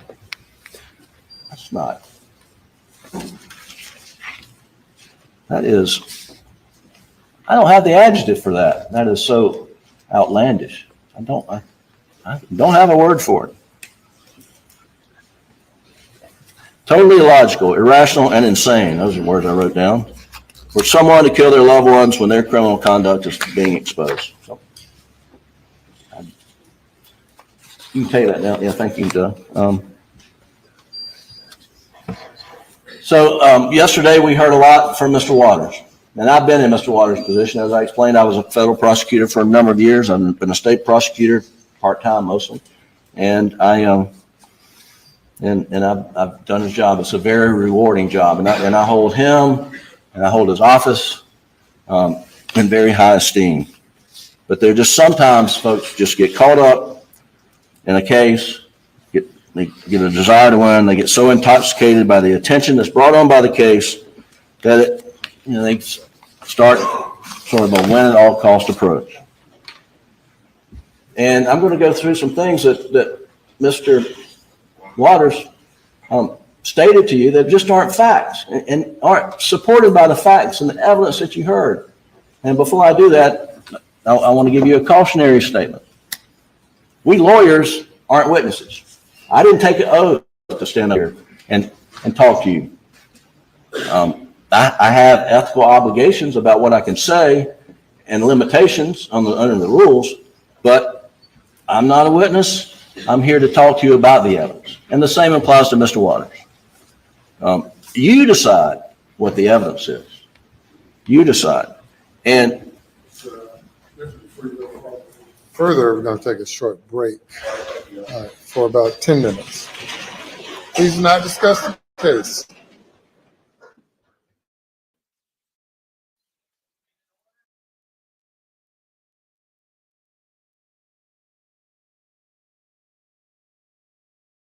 Really interesting. Oh my goodness. I'm not liking this argument. I'm not buying it. But I think that's all they have. He's saying that the murder wasn't logical. It didn't make sense. Nothing Alec did made sense. Stealing client money, trying to kill himself on the side of the road. Alex just doesn't think like the rest of us. So, how's everybody doing this morning? So glad you guys are all here.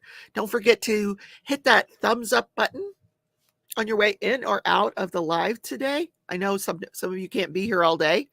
Some of us have to get to work, right, Tia?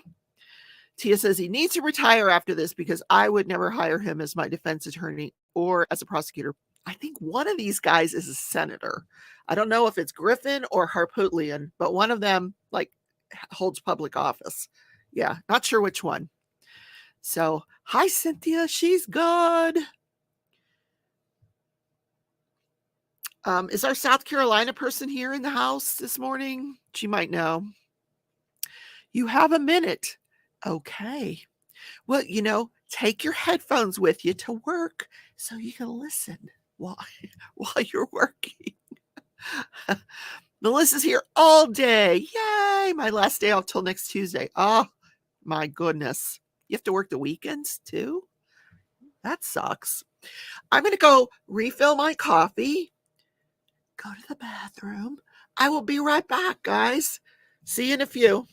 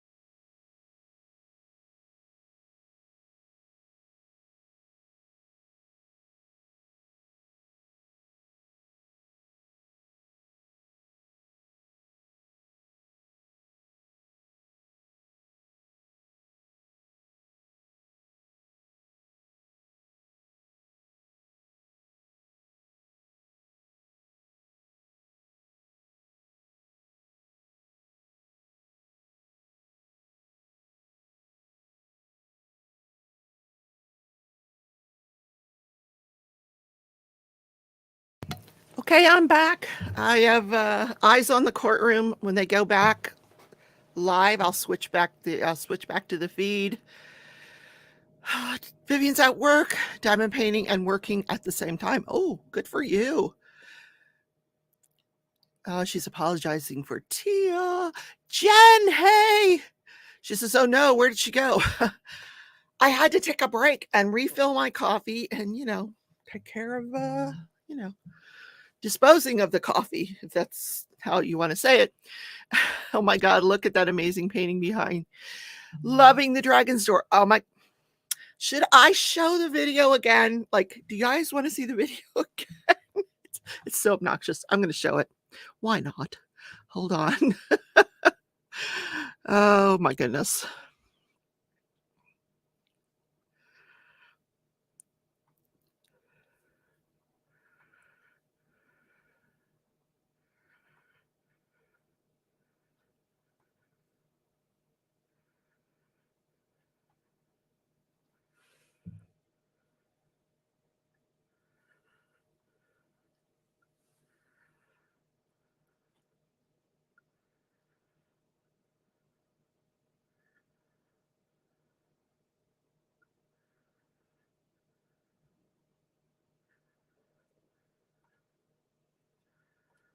So, yep, that's the dragon painting. Let me get the feedback up.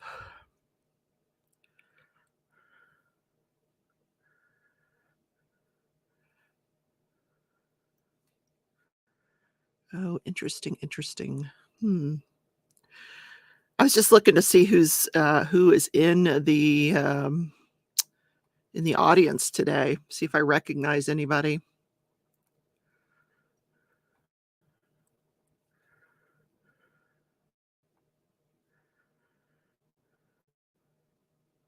And I don't. That's what they're showing is this morning's earlier argument. They're not live yet.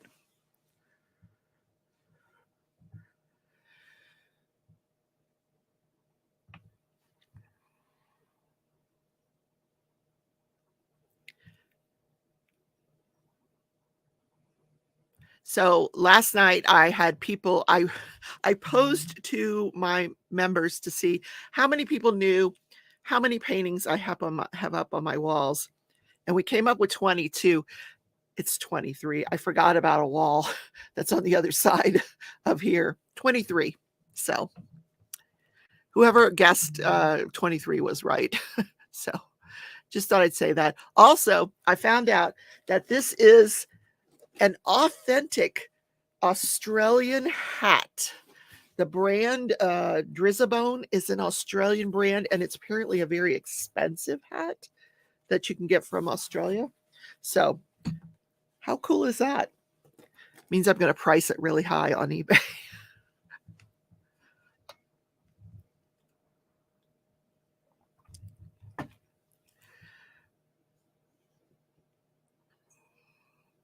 I would put my second camera in here, but it tends to slow down the live feed. So that's why I'm not showing it today. And all you would see is me starting this diamond painting, the mystery painting. Sherilyn says, I'm in and out with a sick grandbaby today. Be back in a bit. Oh, poor thing. Nobody wants to be home with a sick baby.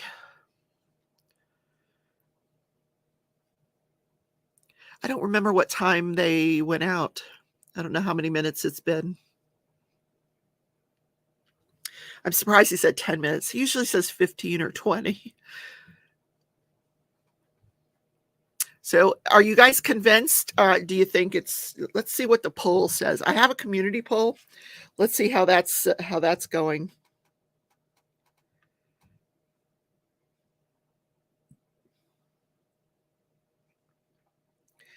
Okay, let's see. Hold on. Gotta find the.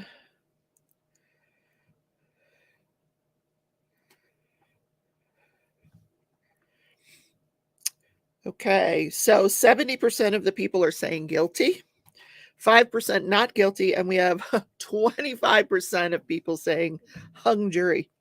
You know, this could be a hung jury. Yeah, not good. Not good at all. Because then we got to do the whole thing over again. So if you're just tuning in, they did dismiss a juror this morning. Apparently there was a lot of drama yesterday. Some members of the community came forward and said one of the jurors had conversations with them. The subject matter of the conversation was regarding their thoughts on the evidence that had been presented to date. And like they brought the people in, they had them sign affidavits, they had them do interviews, and the juror denied it. And in any case, they brought her in this morning and decided to dismiss her publicly. She came in. They said, we're not finding any fault here. We're just being cautious, and we're going to go ahead and let you go and replace you with an alternate. Did you leave anything in the jury room? And she's like, a dozen eggs. A dozen eggs? So that got a laugh out of everybody. So the judge had the bailiff go back to the jury and get her dozen eggs and take them home. Yeah. Why maybe she makes really good eggs, and she said the jury wanted her to bring eggs. Yeah, I don't know. I guess they don't have anything left to talk about. They're not allowed to talk about the case. So they're talking about, hey, can you bring me some eggs? Like, that wouldn't be my snack of choice, an egg. It should be, but it's not. Too expensive. We don't even buy a dozen anymore. We buy a half a dozen because they're so expensive. And we just don't use them that often. Except for when I'm baking. I do love to bake. So, in fact, we're out of eggs. I need to go get some eggs and milk and bread. It's time to go grocery shopping.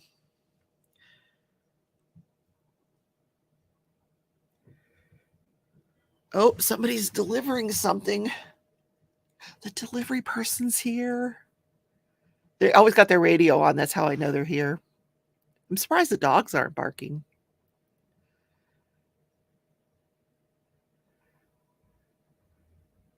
Let me see what it's FedEx. All right, I'm going to go see what they brought. Be right back. They're not back in the courtroom yet.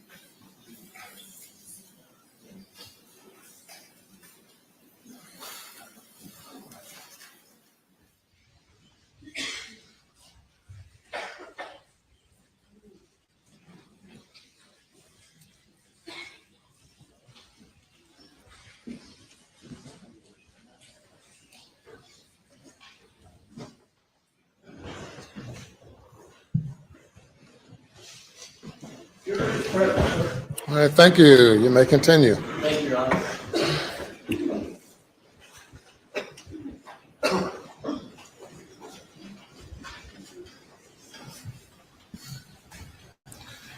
Yesterday in Mr.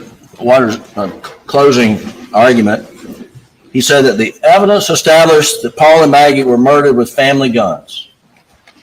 I mean, that perhaps is his view of the evidence, but that's not a fact. In fact, the state's ballistic expert testified that the 12-gauge shot shells, as you found in the feed room, were fired by the same shotgun. That the shot shells, the things that rolled under the door, were fired by the same gun. That's all he testified to as to shotgun. Now, they have put a lot of guns in evidence here that have nothing to do with the crime. So we don't know what shotgun was used. It could have been a shotgun bought at Walmart that afternoon. It could have been a 20-year-old shotgun. But all the evidence, ballistic evidence, is shot shells were fired by the same gun. And don't know that you really need an expert for that, but that's what the testimony was on the shotgun. With regard to the 300 blackout, you'll recall that this guy Paul Greer testified that the cartridges found at the crime scene, and Maggie was shot with a 300 blackout. That the tool marks, it's called tool marks, that the extractor and ejector marks from the cartridges found at the crime scene matched extractor and ejector tool marks on some cartridges found at the house and some found at the shooting range. And but what he didn't say was that where the firing pin breaches that cartridge, which is one of the most reliable indications, it did not match, no match. And he also did not compare projectiles. There was a projectile found. I'll say projectile. That's the bullet. That's the bullet thing. That went into Maggie's body and broke up. But one went into the dog house and was found in the dog bed. And so they have that.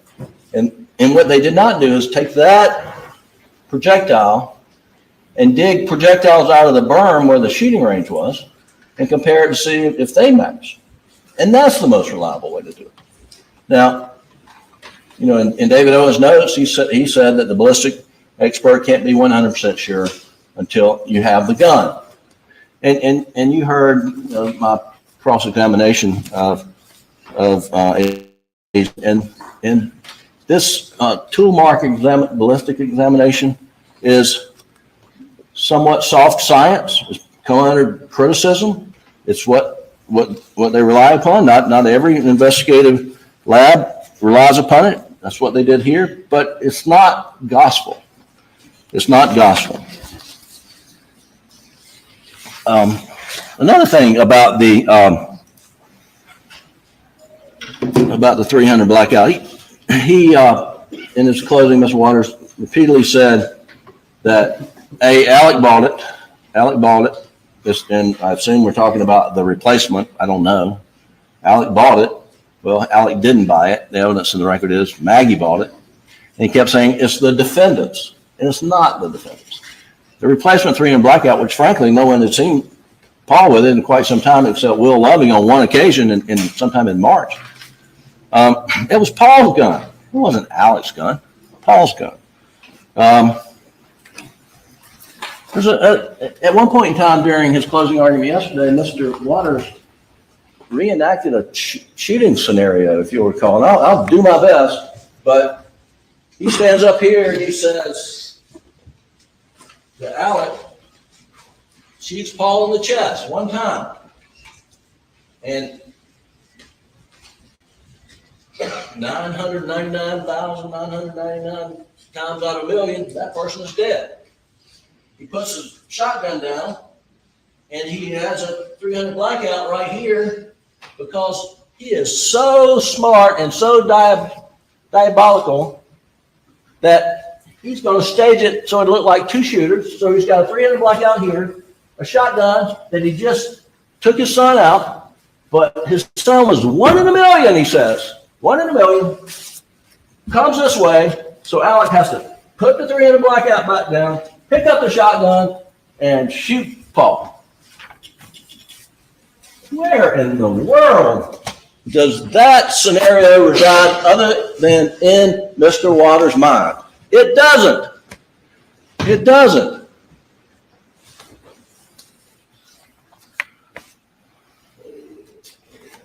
There's no evidence to support anything like that.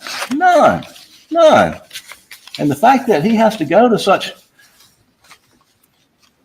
gymnastics to come up with Alec staging a two-shooter theory, I ought to tell you, there's a two shooters out there.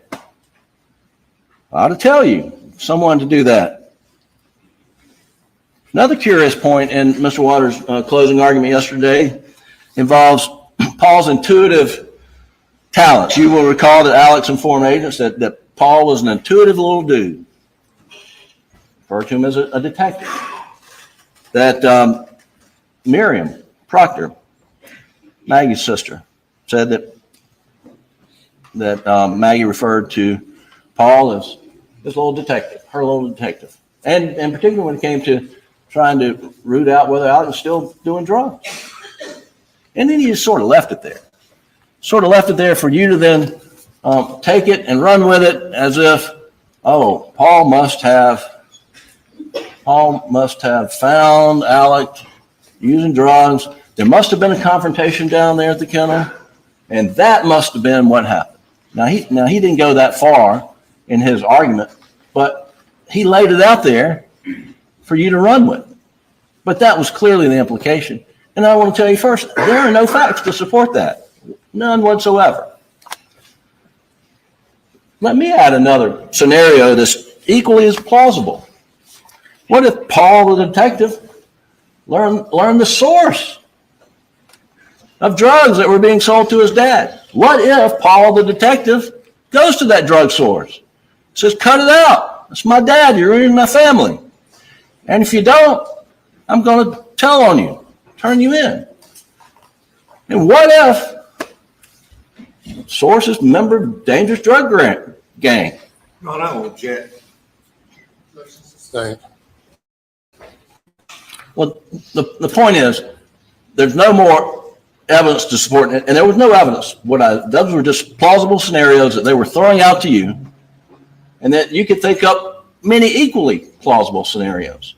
But you have to decide the evidence based on the facts that the state puts before you. Not theories, not inferences, not speculation, but cold hard facts.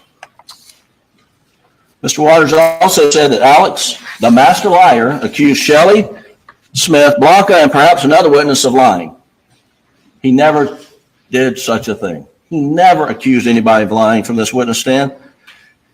Now, I've been around long enough to know that witnesses can misremember things and believe them to be true. And frankly, I'm the biggest defender of that trait in my household. I convinced myself that I remembered something accurately, and I will have an argument with my wife until she shows me photographic evidence that I'm just wrong, and that's what it takes. I mean, that happens. People misremember things. But because we point out that there was an inconsistent fact, that doesn't mean we're saying someone lied, and we never did that. We never did that. One example is Sister Marion. One example of misremembering. Sister Marion said that she spoke with Maggie about 7 p.m. while she was at Edistoke, and that Alec wanted to come to Moselle to visit her father.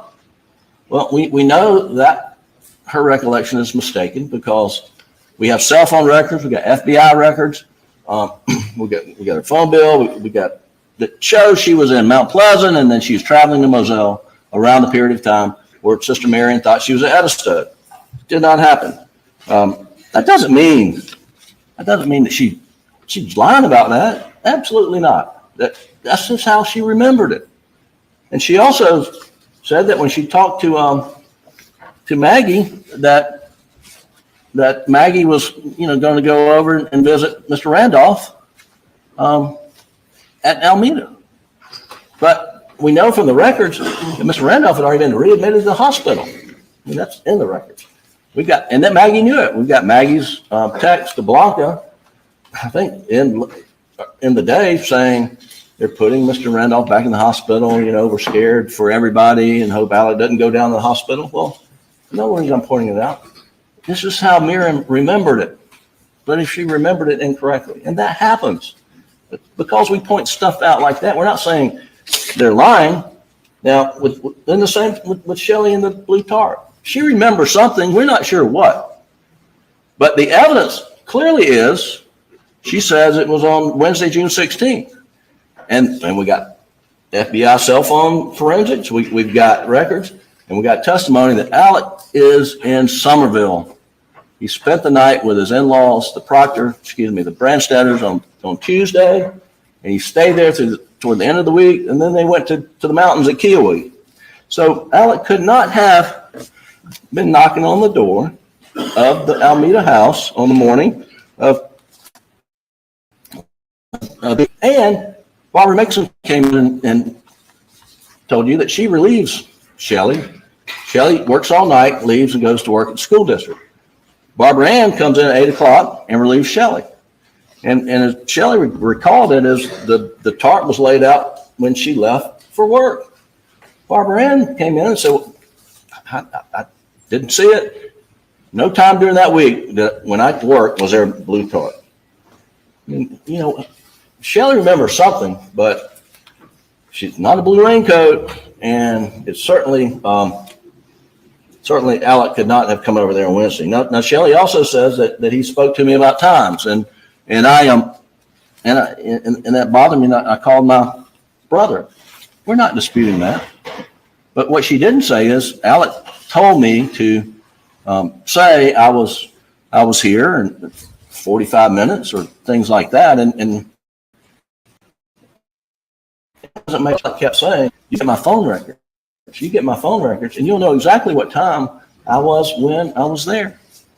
And I'll get to this a little bit more in a moment, but Mr. Waters keeps talking about, oh, he's hurrying to get over there. He's hurrying to get over there to compress the time so that it looks like he's been gone from Moselle longer than he was. Fair enough argument. I understand his point, but that point evaporates when you're talking about how long you are at Alameda. It doesn't matter if he's there 45 minutes or 20 minutes. Does it really matter how long he was there? Now, I guess before you had the OnStar data, they could be saying, oh, he said he was there 45 minutes, but he's only there 22 minutes, and he spent the other 10, 15 minutes traipsing through the woods, burying bloody clothes and getting rid of murder weapons. Well, we may have heard that in this trial had we not gotten the OnStar data from General Motors in the middle of the trial, which shows conclusively he drove over there and he drove straight back.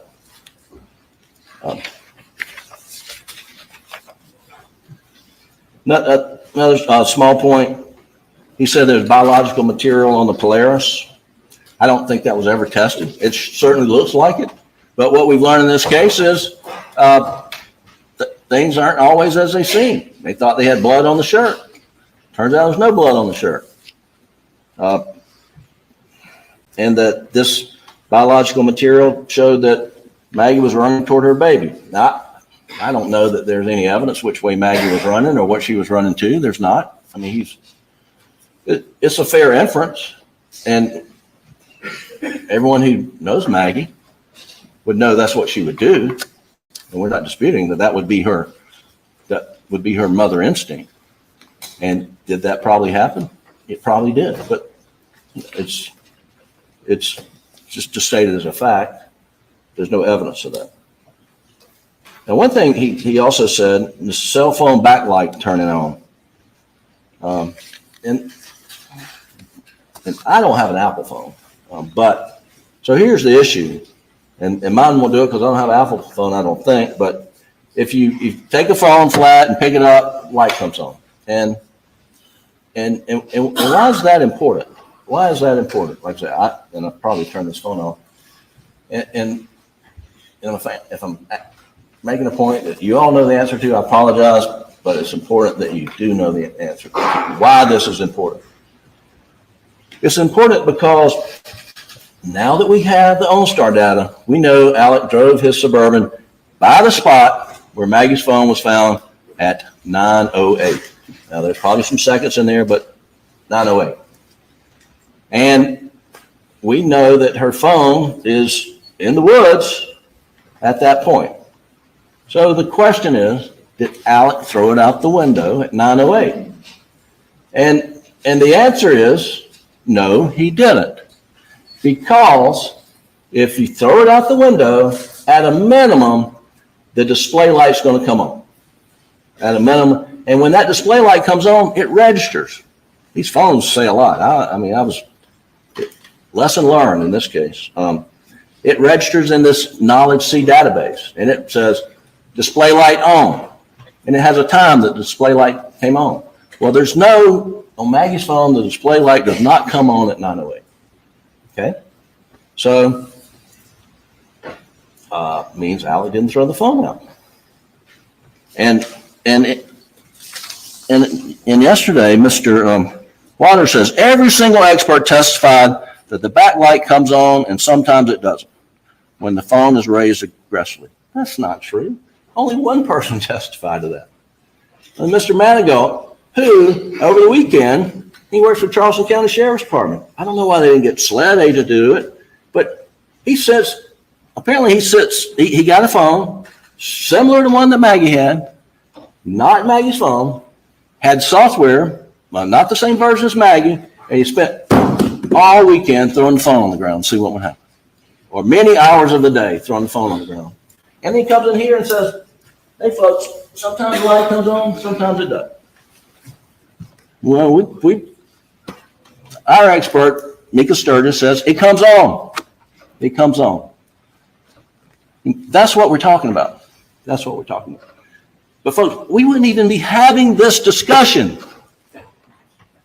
if they had secured Maggie's phone and not allowed put it in a Faraday bag so that the GPS coordinates on the 7th would not have been overwritten. And they were. So now we got a guy down in Charleston throwing a phone around all weekend.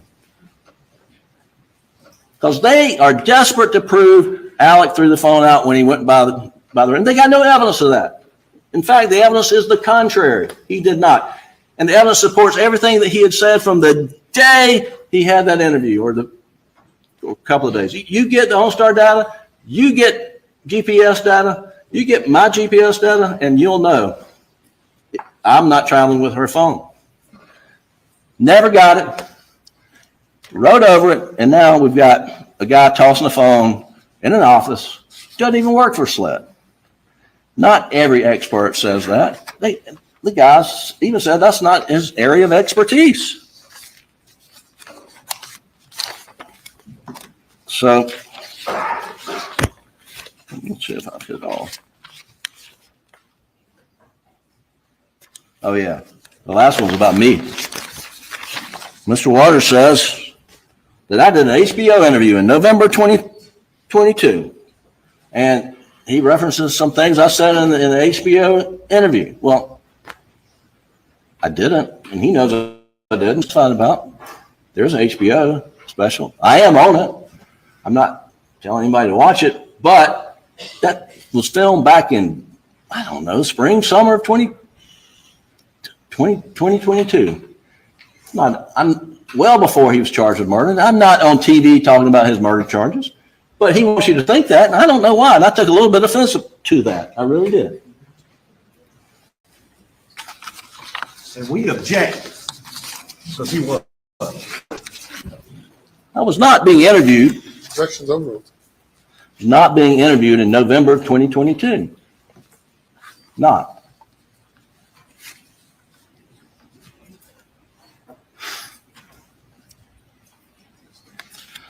So I've asked why. They can't answer that. They don't have an answer as to why.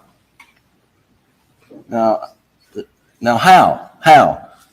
How could Alec, in the time period we know, we're going to get to it, but how could he have butchered Maggie and Paul without leaving a trace of evidence within a matter of minutes?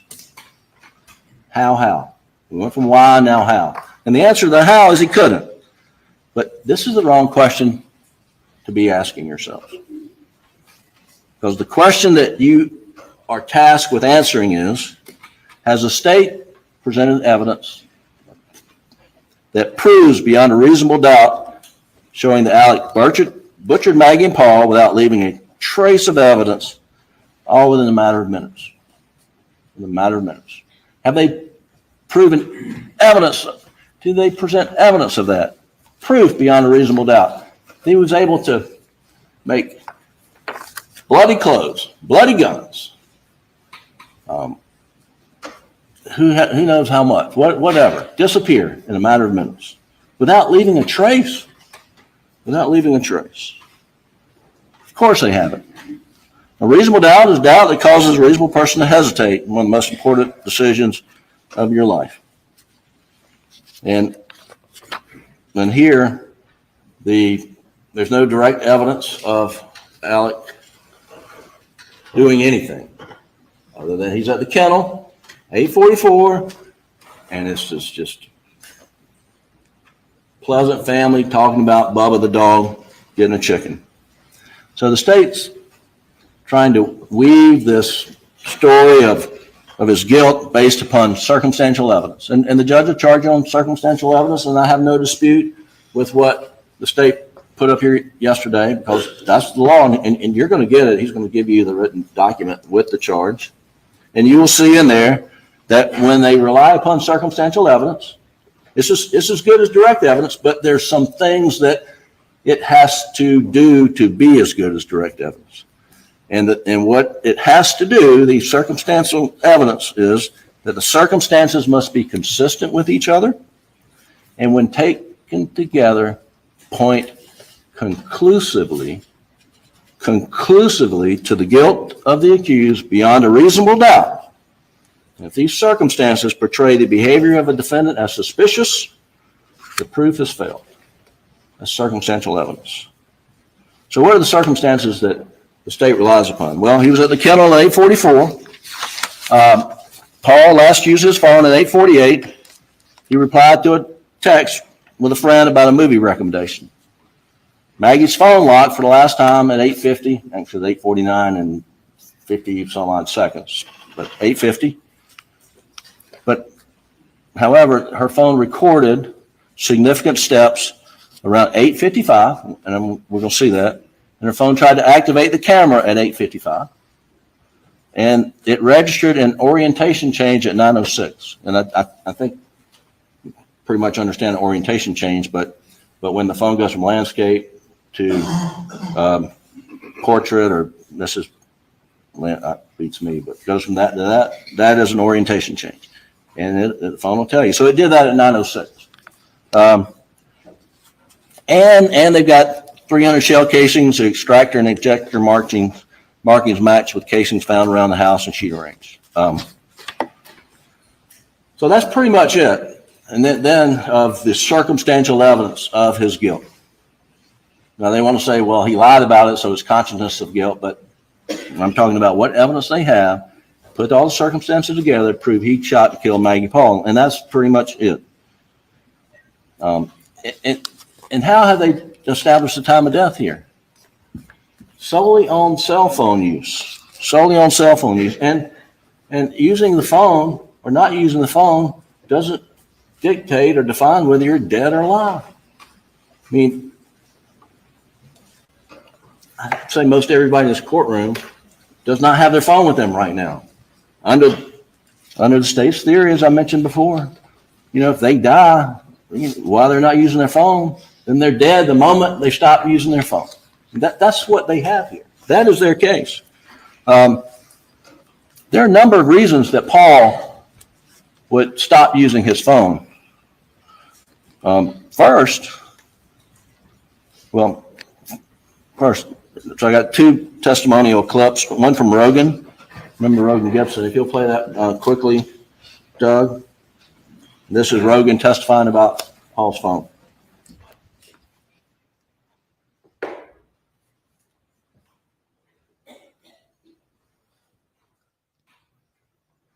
You were asking a little bit about Paul's cell phone usage. He was on it a lot.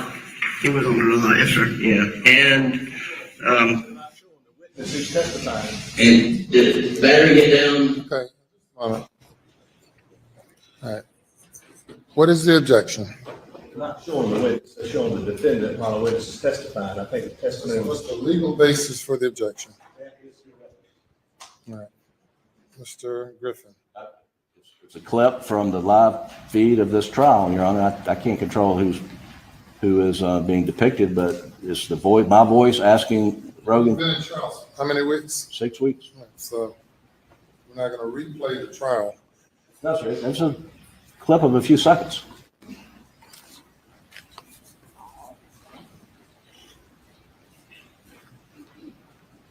I sustain the objection. All right, take it down, Bill. So you will remember that Rogan said that when Paul's phone, and by the way, if you don't remember and you have questions about it, when you're jury deliberations, you can always ask to have testimony replayed for you through. Brianna, can we play the audio without the video? You're asking me, Yes, what can you do? I rule on objections. Can you play the audio then, please? You asked a little bit about Paul's cell phone usage. He was on it a lot. He was on it a lot, yes, sir. Yeah, and did the battery get down low pretty regularly? Yes, he would let his phone die sometime where he would lose it. Well, and when it would get down low, did he have a habit of, not using it to try to keep him going all the way out? Yes, I have seen that happen before. And have you done that yourself? Yes, sir. All right, and so you'll know from the photographs and the evidence in the case that Paul's phone was at 2%, and it was on low power mode at the time. He was texting this friend of his about a movie recommendation. And then can you play the audio only of, you remember Nate Tootin, and he testified about Paul putting the phone down when he was working around the kennels. And how would you describe the relationship between Paul and Alex? They had a really good relationship. Would you say that Alex? I don't think that's the right clip.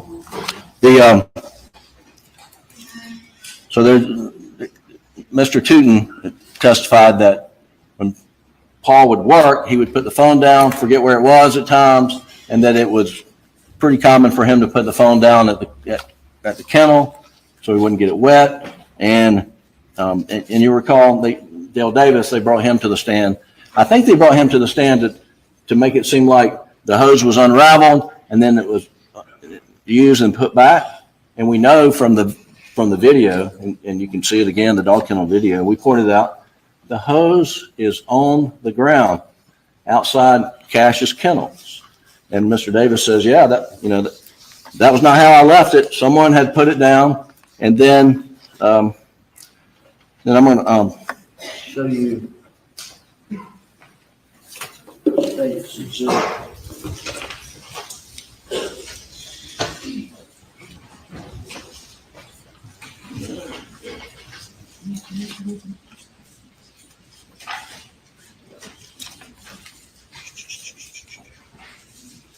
Oh, shit.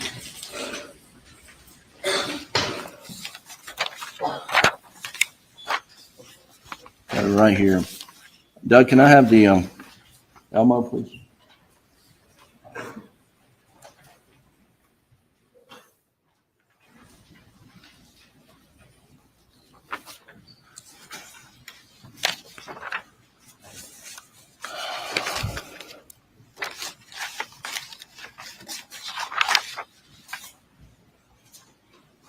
Oh, that's awful.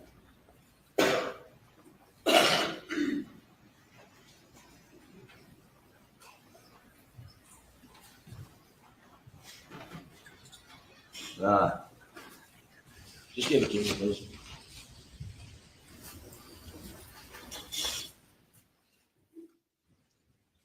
Ladies and gentlemen, you'll have back in the jury room State's Exhibit 503, which is a picture of the dogs from the murder scene, and what I'm pointing out on top of these two kennels are dog beds. You'll see Exhibit 503. The dog beds are up here on top. And you recall Dale Davis says that when you clean out the kennels, hose it down, you put the dog beds on top.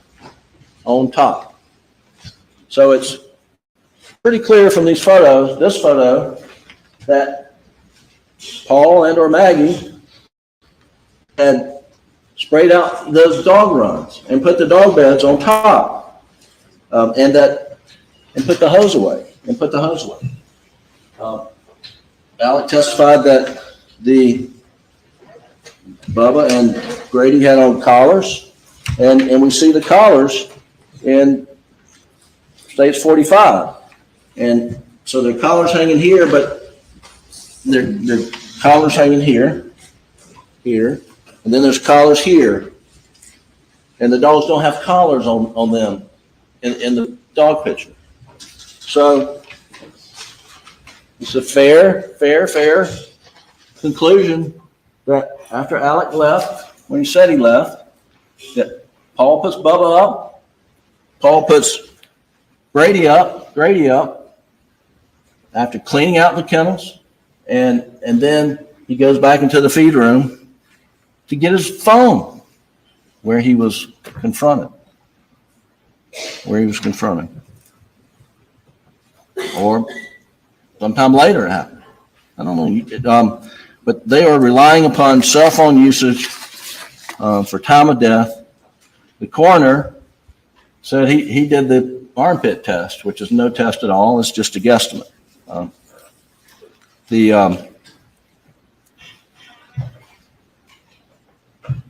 Can you pull up in evidence? Now I want to talk about Maggie's phone and Defendant's Exhibit 158, please.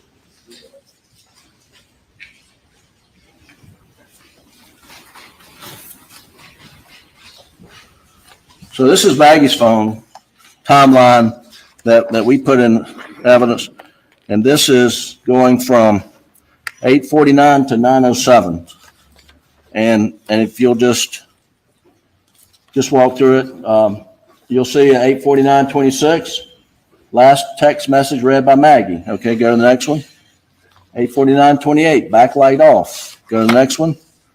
8:49:31, phone locks and remains locked until recovery by law enforcement. It was locked for the last time and never unlocked. 8:53, but on 8:53, the backlight comes on.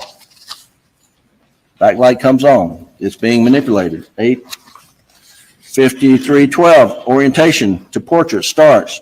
8:53:15, phone begins logging 59 steps. 8:53:20, there's a Siri usage, and the testimony is you can get that by squeezing the button. 8:53:24, the orientation portrait completes, so it switches. And then 8:53:28, backlight is off. Next, backlight is on.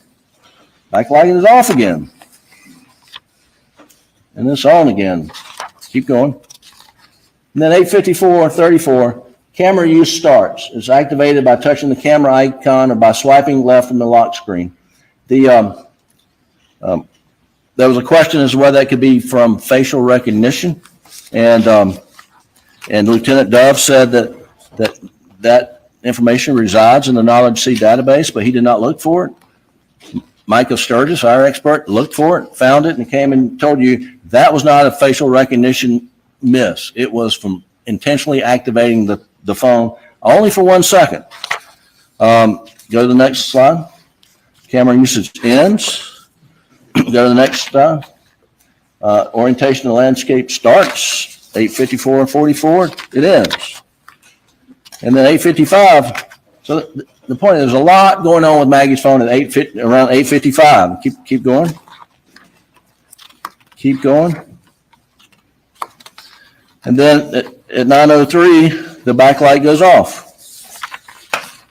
And at 9:04, there's a missed call from Alex. And 9:04:23, the backlight's off. And 9:04:41, the missed call from Alex ends. So let's back up to, let's go to 9:04:23, missed call from Alex. Okay, and this was the testimony on 9:04:23, and it's important. Alex calls Maggie, and when that happens, you would her backlight was on. Go back one more. So her backlight is on at 9:03:52. At 9:04, missed call from Alex starts. At 9:04:23, and instantaneously, the backlight goes off. Now, you heard the testimony of that means when that call came in, someone pushed on the side to stop the call. Now was that done by Maggie because she was over on the other side of the workshop where we see those footprints that we heard about that were never really analyzed, and that she didn't want any noise coming through? Or was that some bad guy or bad person has Maggie's phone and stops the call. But something's going on with her phone at 9:04. I'll tell you that. And then at 9:04, the next one is missed call from Alex ends. 9:05, backlight on. 9:06, orientation changes to portrait. 9:07, incoming call from Alex. 9:06, 14. Keep going, Doug. And 9:06, 52. Keep going. And then at 9:07, her phone stops for good.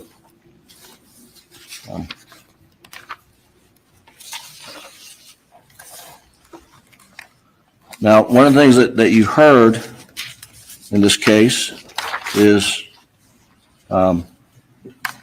that orientation change was at 9:06 that we just talked about. And Doug, if you'll go to the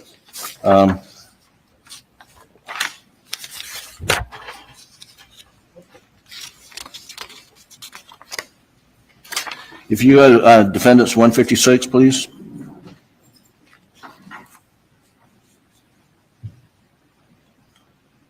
And so these are Alex steps on his phone that were registered during this time period. And if you'll go to entry, if you'll look at entry 28, and if you'll pull that out, Doug.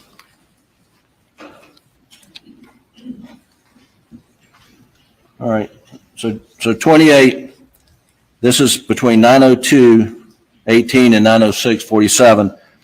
And this is the time period that Mr. Waters in his argument said was scurrying around because he took, can just bring it back a little bit more, please. So can we do it so we can see the whole line? Just, that's fine. So that, so here we see line 28 between 9:02 and 9:06. There's 283 steps, and it went 208 meters. So I want you to first, and so they've taken the position that this is him scurrying around. But if you do the math, which we haven't done here on this document, but 283 steps in 269 minutes, 269 seconds, turns out to be 1.05 steps per second. 0.05. 1.05 steps per second. Multiply that by 60, you get 63 steps per second. And if, ladies and gentlemen, this is a slow walk. 1 step per second. 1001, 1002, 1003, 1004, 1005. This is Alex scurrying around according to the state's case. And if you look at the distance in meters of the last, when he gets, I guess, to the house at 7:55 to 8:55, he goes 203 meters before it stops registering.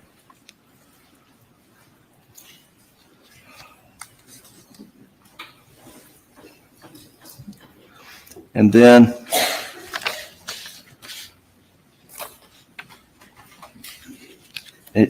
one thing you will remember during this time period, between 9:02 and 9:06, at 9:06, Maggie's phone has an orientation change. Her phone has moved from here to here. But what her phone doesn't have, go to the second page. What her phone doesn't have are steps. And Lieutenant Dove testified that, yeah, it doesn't look like anyone that her phone is moving at 9:06, but there's no steps being registered. Alec is walking from 9:02 to 9:06. So, bear to read. Alec is not walking with Maggie's phone.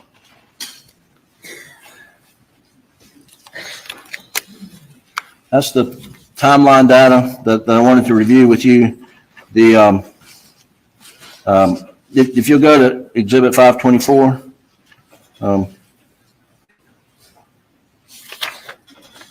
Defense Exhibit 524, please.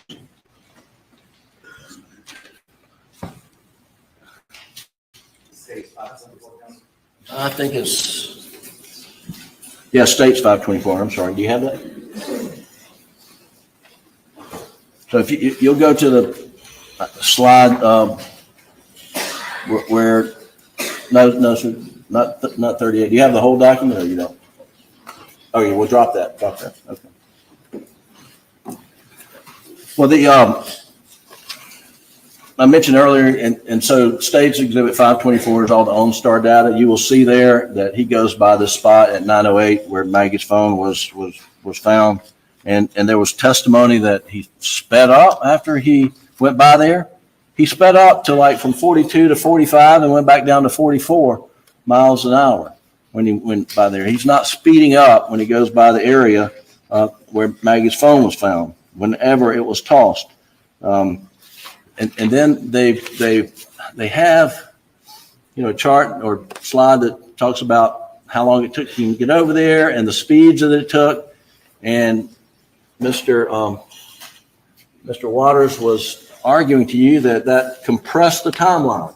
The faster he gets over to Alameda, it means that he's gone longer from Moselle, and it gives him a better alibi because, as you know, he's orchestrating this alibi. And so he's driving fast over to Alameda according to their theory. And we graphed it out, and he's passing some cars, and he is, he's a fast driver. Okay, so they say, he's compressing the timeline. Compressing the timeline is what they say. Compressing the timeline. But then they say, he drives fast on the way back. Why? He's driving the same speed over there, same speed back. There's no reason to compress the timeline coming back. I mean, you'd want to be driving slow as you can to make it appear you've been gone a lot longer. I mean, he drives the same speed from Moselle to Alameda as from Alameda back to Moselle. It takes him the same amount of time. He's not compressing any timeline at all. And what's the most curious part about Maggie's phone? What's most curious about it is Alec has her password. Alec, if he is wanting to change the timeline, when he calls her phone, he should her phone. When he texts her, he should reply to that text to show activity on her phone that she's still alive. If he is manufacturing a timeline by speeding, the easiest way to do it is use both phones, talk on both phones, and he did it. And this whole thing about using Maggie's phone, driving Maggie's phone, throwing Maggie's phone out it's such a stretch for them to come in and try to put her phone in his hand. And then you start thinking through, why would Alec take her phone and not Paul's phone? Let's start there. Why would Alec take her phone and not Paul's phone? That's a question I don't have an answer to. It makes no sense. It makes no sense why he would take Maggie's phone. If there's something on there, he knows her password. Put it in. See what it is. We know from all this phone data, her phone was never unlocked. And he had the keys. So if he's taking her phone to unlock or to do something with it, he didn't. And so why?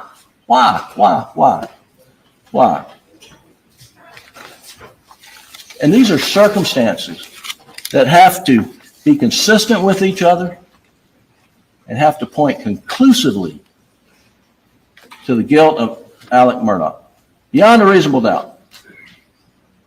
And these circumstances just raise more questions, ladies and gentlemen, raise more questions that we wouldn't have to be dealing with if they had just simply secured Maggie's phone in a Faraday bag on June the 8th when they got it. We wouldn't be here.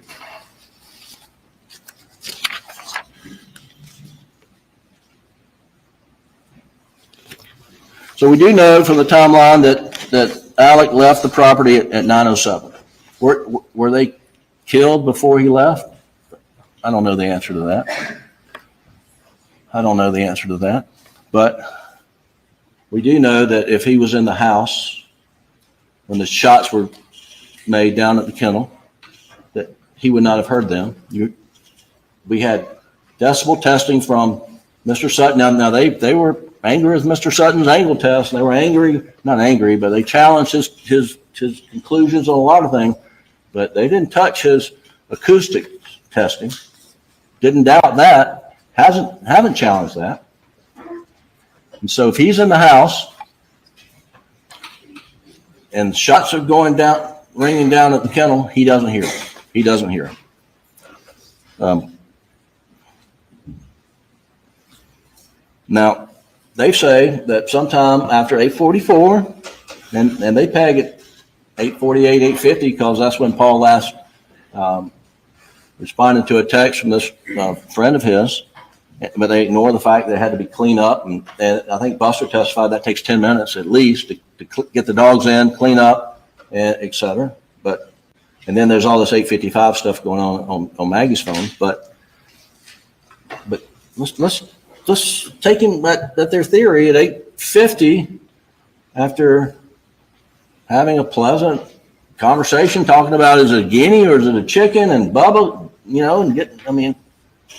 all right, so 4 minutes later, let's go ahead and kill my wife and my son because I got questioned at the office today by Jeannie Second.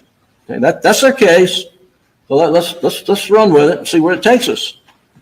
Well, it takes us that he leaves the property at 9:07. So from the moment, if he's got,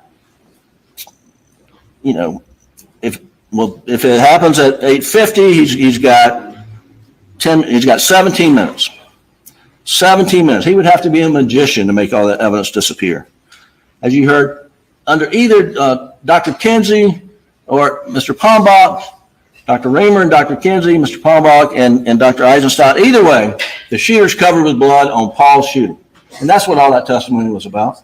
It wasn't about trying to figure out who's got the right angles. The whole point of that is, while we ended up having to get our own experts, is to prove the shooter is covered in biological material, covered in blood, covered in everything because of the blowback. And it wasn't until on reply that Dr. Kinsey said, oh, well, there'd be blowback under my version too. Blowback meaning blood, biological material from killing Paul. So the shooter's covered in blood. The shooter's gun is covered in blood.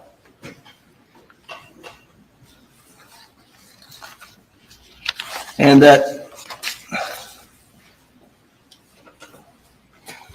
there's not sufficient amount of time to clean all that up, make all that disappear. And then call your son Buster, driving to visit your mother, who he got a call from Barbara Mixon earlier today and said your mother's agitated because your dad went back in the hospital and you might want to check on her. He goes to check on her. He calls Buster. And does he say, hey, Bus, I just blew your mom and brother up. You should see the damn mess. Are you kidding me? He calls Chris Wilson. Normal conversation. He calls his brother John Marvin, talking about his dad. And then he goes over there and he sits down with Shelley and sits on his mom's dad. And he stays there 20 minutes, not 40 minutes or 22 minutes. I don't know. The records show what time. But the fact of the matter is, he's got no blood on him. He's acting normal as every day. He is the same old Alec. Yet there he is. He just blew the person the people he loved the most in this world, blew him away.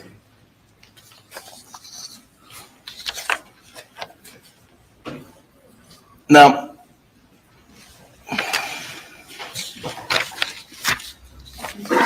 I'll talk a little bit about the angles that Mr. Sutton did, his reverse trajectories on the shots, and I mean they're having a good time joking about the size of the figure in the pharaoh, saying, "Oh, it must have been a 12-year-old kid. And it's 5'2", 5'4", and you know, let them have their fun." But that's not what the testimony was. Testimony was that the barrel of the gun has to be at that level to make the shot into the quill pen. We didn't take the measurements. SLED took the measurements. And so, yeah, 6'4" person get down to that level? Sure. And Mr. Sutton says that's not a natural shooting angle. Could a 6'4" person get on their knees? Sure. Shooters are in movement, and a 6'4" person is going to be moving around on their knees? I don't think so. You know, the common sense thing here is there were two shooters. Because there were two guns, and as Mr. Palmbach said, one gun is high capacity, holds 10, 20, 30 rounds. And if you're going down to execute somebody, one gun's enough. Why take another gun that only has 3 shots? And Dr. Kinsey agreed with the angle coming out of the quill pen, so that the angle puts it pretty far away from the door of the feed room where Paul's killed. But it's not our burden. It's not our burden. It's their burden to prove to you, based on circumstantial evidence, that all the circumstances are consistent with each other and point conclusively to the defendant's guilt beyond a reasonable doubt. And those facts are just not consistent. Those facts are just not consistent.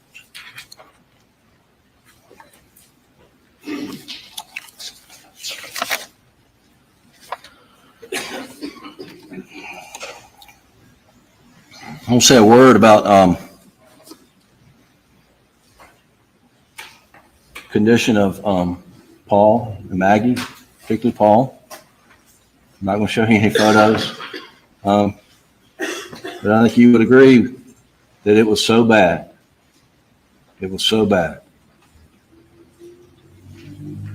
And Alec in the back of the car, with me in the back of that, you could see me on the camera, sitting there talking to Agent Owen and Agent Croft, and he says it was so bad, they did him so bad. Agent Croft misheard that and said, he said I did him so bad. And I think the evidence is, everyone who's listened to it and everyone who knows what Alex was talking about around that time says they did him so bad.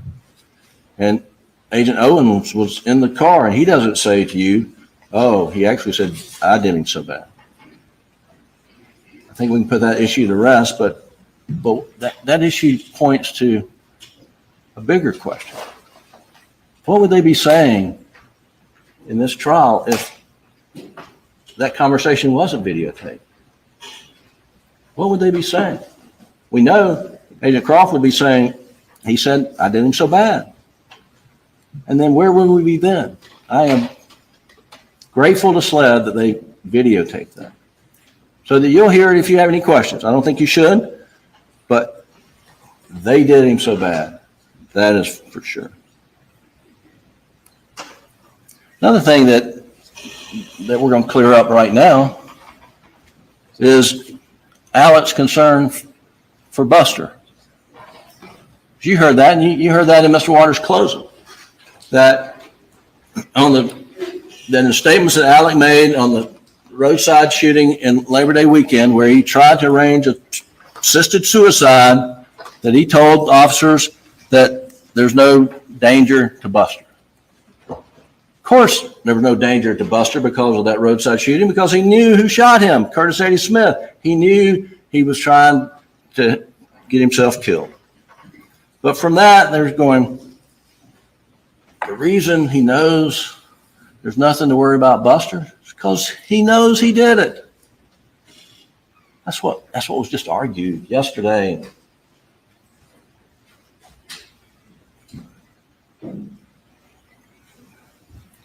Well, Deputy McDowell, in a body cam video that's in evidence, captured Alec speaking to Buddy Hill about his concern about Buster's safety. Will you play that now, Doug? It's in evidence. I don't have the exhibit number.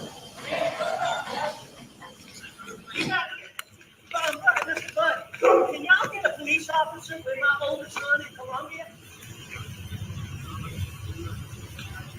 Can you call back? No, I haven't told me yet. Can you play that again? Because I think the. Randy, what about Buster? You gotta get. Bud, can y'all get a police officer with my oldest son in Columbia? Can you call back? No, I haven't told me yet. Did you hear that? Can y'all get a police officer for my oldest son in Columbia? What about Buster? What about Buster? Can y'all get a police officer for my oldest son? Buddy, can y'all get a police officer for my oldest son in Columbia? That's Buddy Hill, sheriff. And they want to come in here and tell you he wasn't concerned for Buster's safety? Once again, I'm grateful Colleton County Sheriff's Department had body cams. Now you know. You know Alec was concerned. You know Alec asked for a police officer for his son in Columbia, Buster.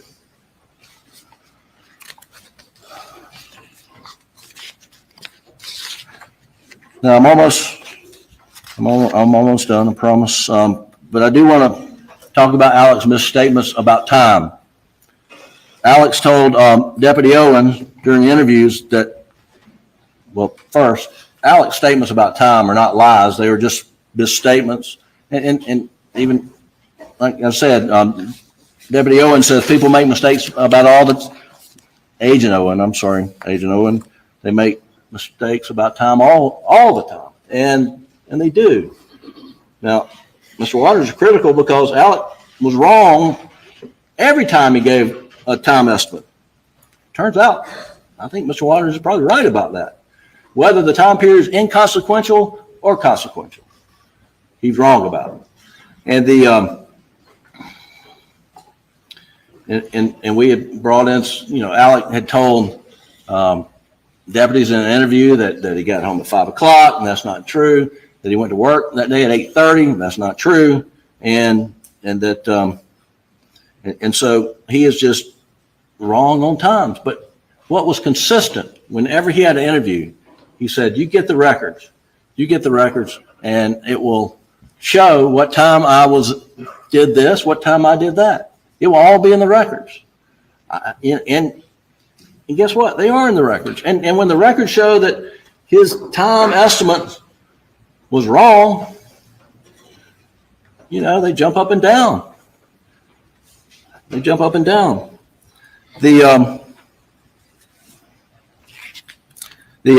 statement to Deputy Green, he says, I've gone to my mom's for about an hour and a half, and I last saw them 45 minutes. Now that I don't know. I frankly don't know if that's wrong or not. I mean, he's talking to Deputy Green about 10:30.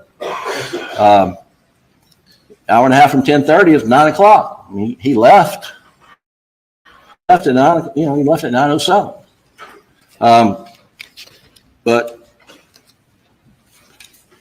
that's not the question about what he did when he got down to the scene, and he said he ran up to Paul and Maggie, and he left his phone, and then went back to get his phone, and that And then he's talking to the 911 operator, and you can hear it, and he says, I've been up to it now, it's bad. He doesn't remember the sequencing, and I don't think anyone should hold that against him. Mr. Waters gets up here and says, Maggie was running to her baby.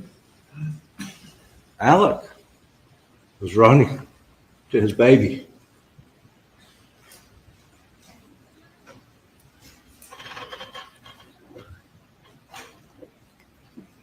And can you imagine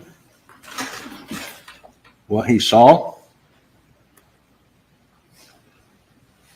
And is it evidence of guilt that he doesn't remember what the sequencing was in that moment? Is that evidence? Is that evidence of guilt? Or is that evidence of trauma? This is a guy that then went to get a 12-gauge shotgun, and he put 16-gauge shells in it. He knows the difference, but he didn't know that night.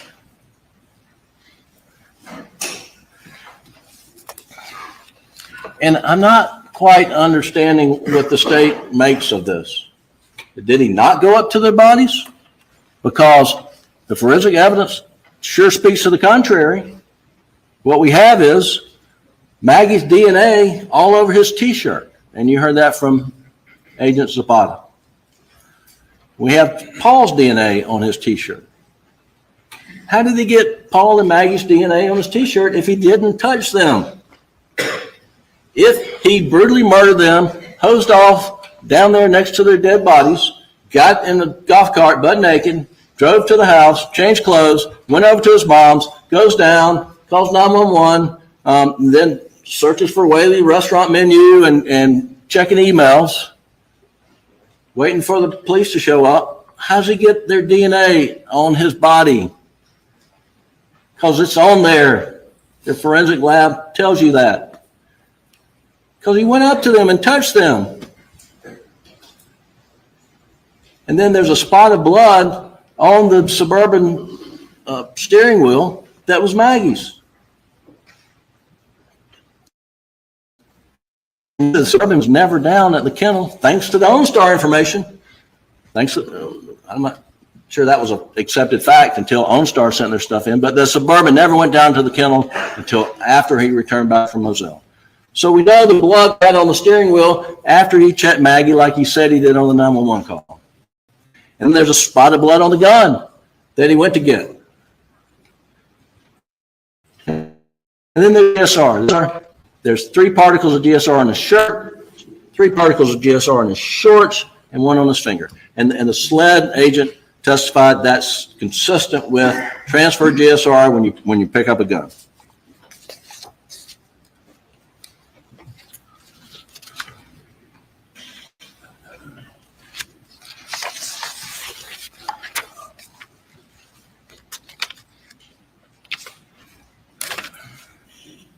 So, but really, we're back to the lie. We are back to the lie. Because that's all they have in this case, is that Alec lied to them when he last saw them. And he shouldn't have. He shouldn't have. And he said, what a tangled web we weave once we start to deceive. And once he lied the first time, he was stuck with the lie, and he continued to lie. And he shouldn't have. He shouldn't have. And he told you, what was going through his mind. Probably wasn't rational, but he was in the throes of an addiction, and he just found his wife and son murdered. And he's being interviewed. He'd been swiped for GSR. And he does think David Owen is the guy that investigated his friend. But he was wrong. He told you, turns out he was wrong. But I thought that's who it was that night. And he was under investigation. He was being accused of obstructing the boating accident investigation. And he's under investigation by SLED for that. And he had all these skeletons in his closet. And he was wanting to get them away from him and looking for the real killer.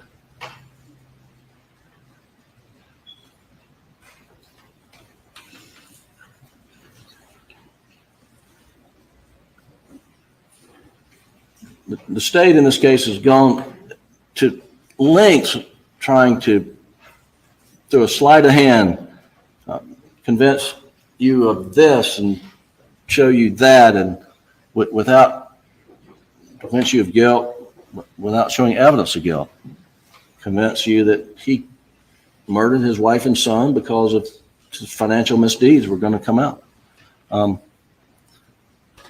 which is about the most illogical thing imaginable, and there's no evidence of that.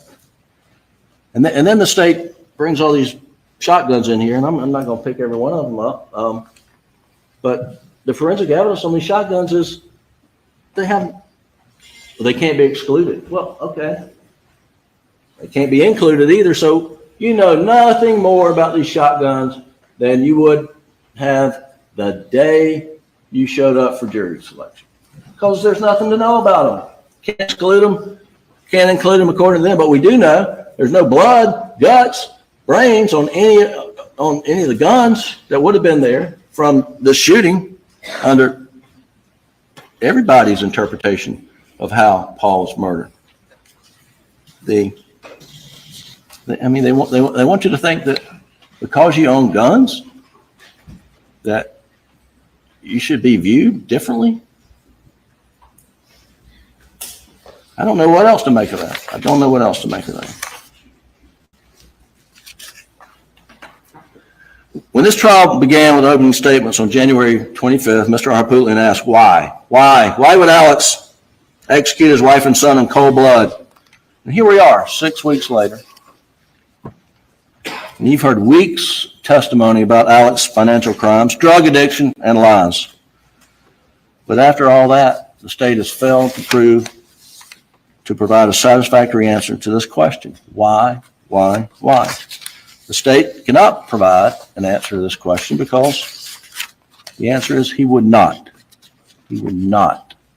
under any circumstances, murder those that meant the most to him. Your oath requires that you hold the state to the exacting standard of proof that the state must prove the defendant's guilt beyond a reasonable doubt. And when they rely solely on circumstantial evidence, these circumstances must be consistent with each other, and when taken together, point conclusively to the guilt of the accused beyond a reasonable doubt. And if they merely portray the behavior of the defendant as suspicious, you must find him not guilty. The state's evidence fails to meet these requirements. Circumstances don't point conclusively to Alex's guilt. Far from it. Mr. Waters wants you to believe that Alex slaughtered Maggie and Paul on June 7th and repeatedly lied and changed the story to fit the timeline and evidence. As it turns out, in fact, the state is the one that's been manipulating evidence to fit their theories of guilt, which changed over time from the date of these murders until yesterday. In the absence of forensic science, a reliable investigation, the guns, blood spatter, the time and opportunity to have committed these murders, you're instead left to make inferences about all sorts of interactions and behaviors. Prosecution wants you to view the evidence through the diabolical monster lens that they have tried to paint, but the law requires you to view it through the lens of innocence, where none of these things, individually or taken together, prove conclusively to Alex's guilt beyond a reasonable doubt. Up until now, you've not been able to say a single word. Can't imagine how frustrating that must be. But soon you will have the most powerful voice in this courtroom. With your words, you can let everyone know that in a court of law, only evidence and the burden of proof matters, not gossip, innuendo, opinions, and most of all, not theories layered on top of speculation. With your words, you can let the state know that they don't get to obtain an indictment by misleading a grand jury and then bring you before you a case built on theories, speculation. There are 2 words that justice demands in this case, and those 2 words are not guilty. The oath you've taken in this case is to follow the law, to follow the Constitution, and to hold the government to the burden of proof. And it requires a verdict of not guilty. On behalf of Alex, on behalf of Buster, On behalf of Maggie and on behalf of my friend Paul, I respectfully request that you do not compound a family tragedy with another. Thank you.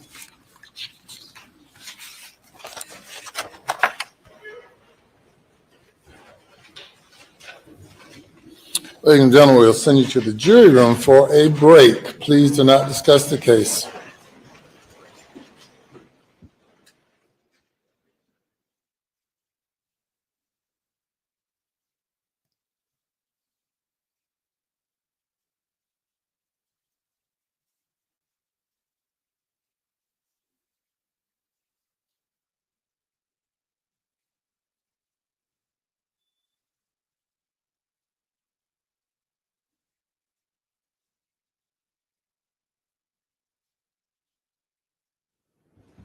Everyone will be seated.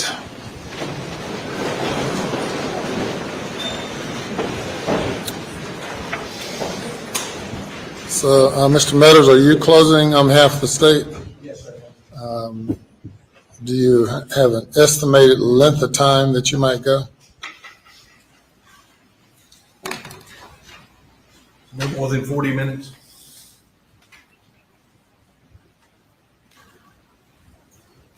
You ready to go? If you give me, I just need to go to the bathroom. Sure. All right, we'll take a 5-minute recess.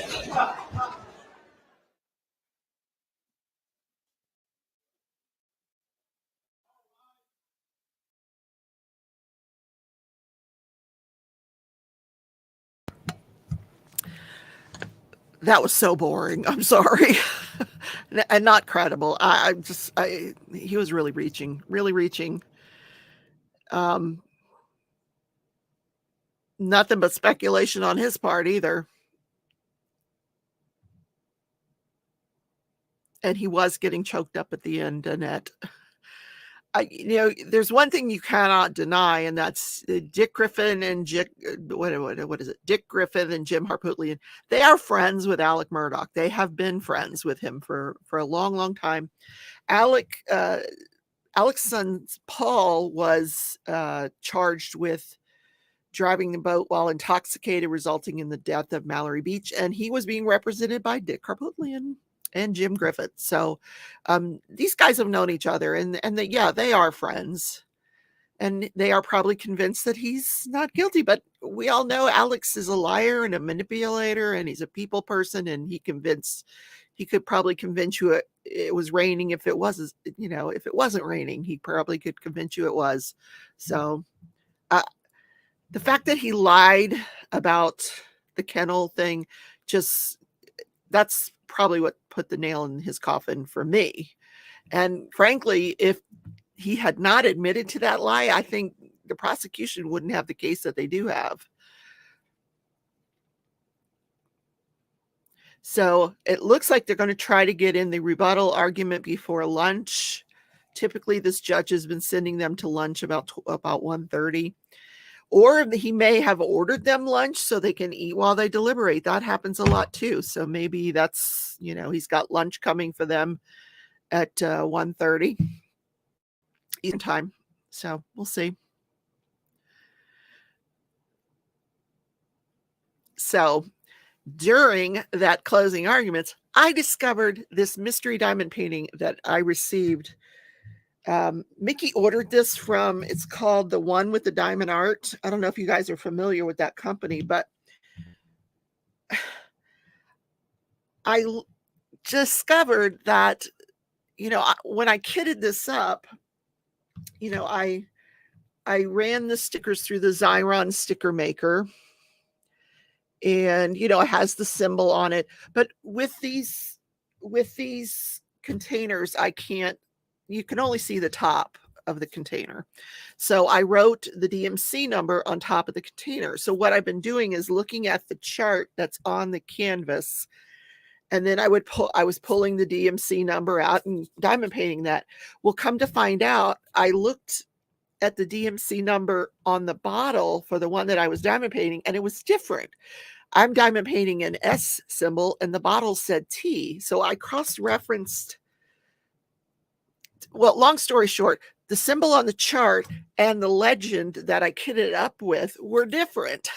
And I even have like extra drills. There's an extra DMC number.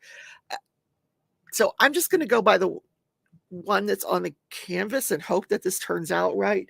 This is the largest bag of drills that I got.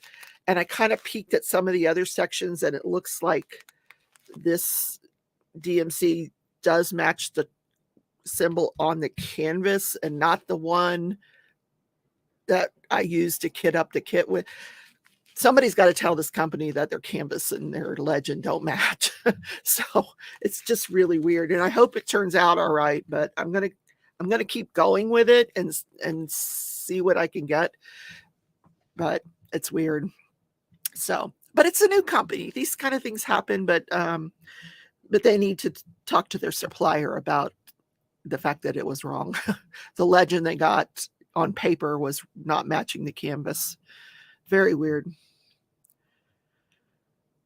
I want lunch. What are we going to have for lunch? I had bologna and cheese yesterday. I don't know if I want bologna and cheese again. I don't know. I probably should go get some bread out of the freezer. I keep the bread in the freezer because I don't eat that much of it. So it goes bad pretty quickly. I don't know. Oh, we are watching the stream. We're just waiting for this guy to get back from the bathroom. So I did get a package in the mail, guys. I got a package. I think it's a puzzle that I ordered off of Macari.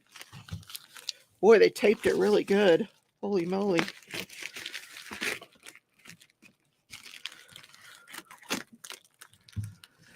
Lisa just had breakfast an hour ago. Oh, because you're in Alaska. That's why it's like the middle of the night when we first started this morning there. Maybe I should put the diamond painting away and do this puzzle. No, this is for Friday. I do puzzles on Friday. Hold on. Oh, this is that company that, oh yeah, Puzzle Twist company. I wanted to try their puzzles.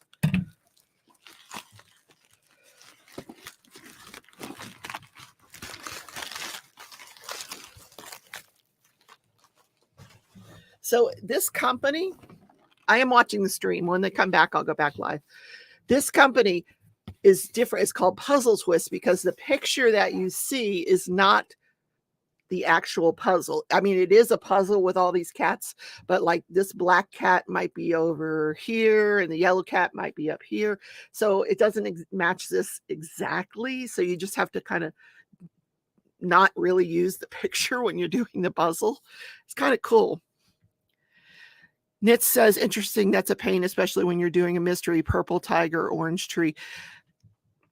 Yeah, it's frustrating, but like I said, this dark color. I went across the top because I'm thinking maybe it's a sky or something. And the S symbol seems to have a lot. So I'm sure this must be the S and not the T that, like it said on the piece of paper. So it's weird. But like I said, I have DMC numbers that were on the paper that aren't on the canvas. It's weird. I'm just going to go with it and see what happens. Yeah, it could. The S that's on the paper is actually a light blue. And so and there's not that much of it. So this paper absolutely can't be the right. That has to be the wrong symbol. So it's got to be the ones on the canvas. Meatloaf sandwich. Yum.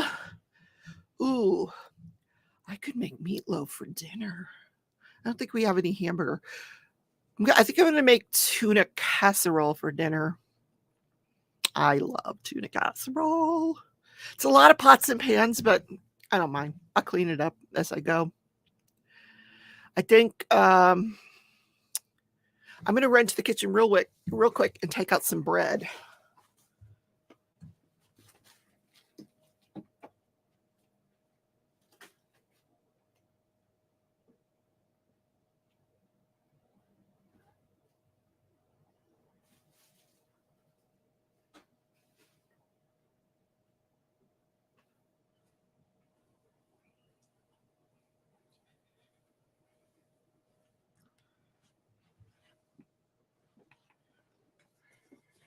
Okay, I'm still watching. They're not back yet.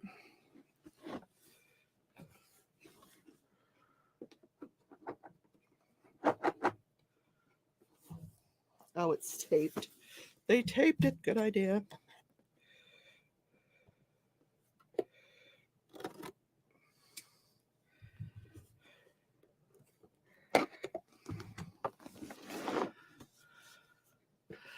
You don't like tuna casserole?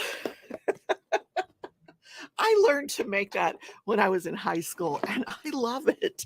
I've been eating it for 50 years. Yeah. Oh, so whoever had this puzzle before, it's a used puzzle. They put everything in a Ziploc bag. That's good. It's nice big pieces.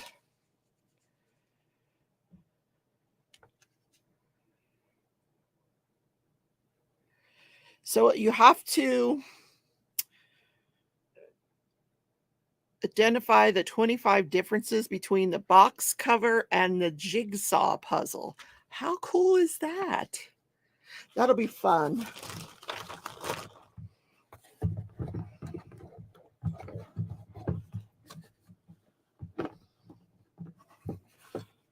All right.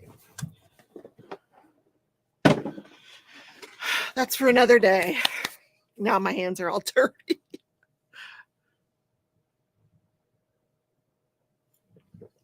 Yeah, Nits, I think I figured it out. And the phone call that I got was actually from my son. He tore his ACL and his meniscus doing martial arts, of course, in his 40s. I said, it's time to just, to be a coach. Stop with the judo. He just, so I don't know if he's going to have surgery or we don't know. Yeah. He said it doesn't hurt to walk, just when you like turn a corner, you have to twist and then it hurts. Yeah.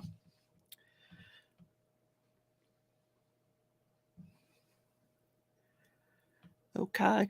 And interestingly enough, he does martial arts with, a bunch of other older adults too. And many of them are doctors, and there happened to be an orthopedic doctor right near him that heard what happened. Like, you could hear it. And he said, I know what's wrong, and here's what you're going to need to do. So, all right. Are we back in the courtroom yet? I don't think so. No, not yet. But he definitely, his body, he just takes a beating, his body. He still competes. He's probably, I think he's a national champion in his age group, but he needs to knock it off.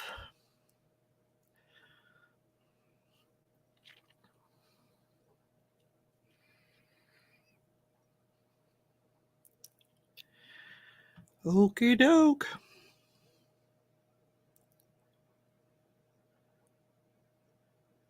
This is a long 5 minutes. Yeah, it's catching up to him. Yeah.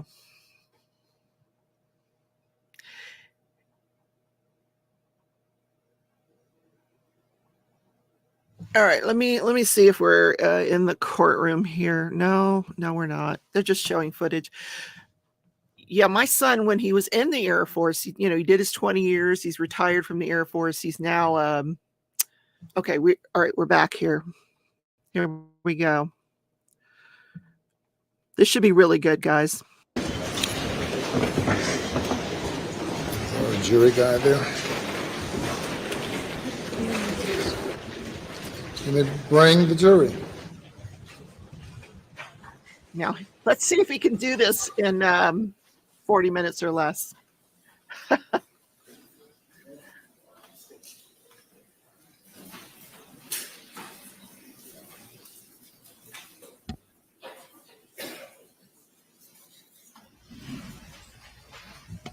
I did, Sherry. Yes.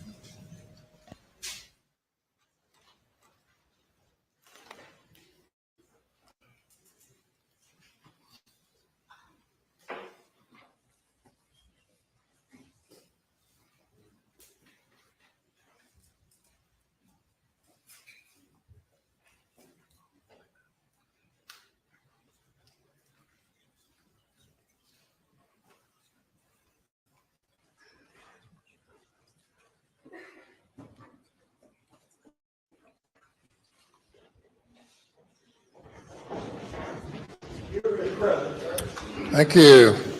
Ladies and gentlemen, the state gets an opportunity to do a rebuttal.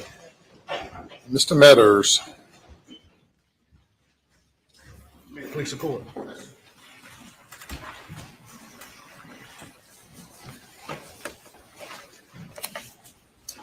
Good afternoon.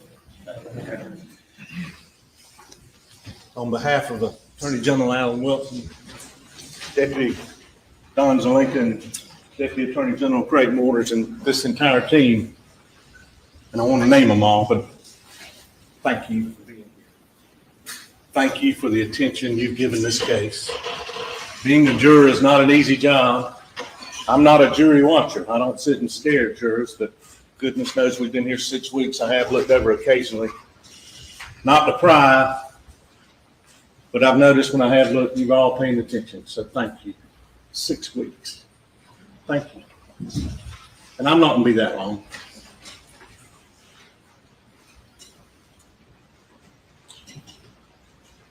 Your clerk,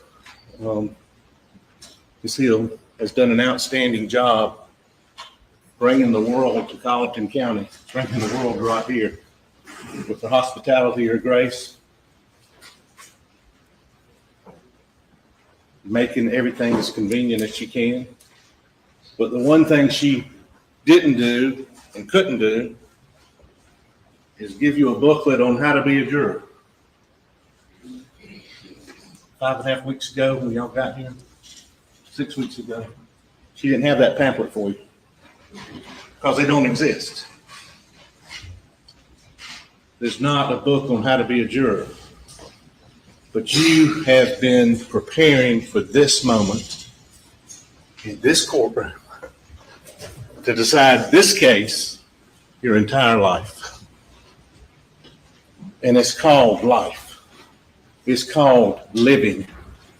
It's called experiences. It's called interacting with your spouse, your children, your neighbors, your coworkers, your good experiences, your bad experiences, evaluating people and deciding what's credible, what's believable. It's true in every case I've ever tried in my 34 years of doing nothing but murder cases. Credibility, believability. And I agree with Mr. Griffin. When I looked at this case the first time, I said to myself, this is a CSC case. Now, in our world, that means criminal sexual conduct. It's not a criminal sexual conduct. This is a common sense case. And you didn't leave that common sense with you when you came here 6 weeks ago. It's with you now. It's been with you during the 6 weeks here, and you're going to take it back into the jury room.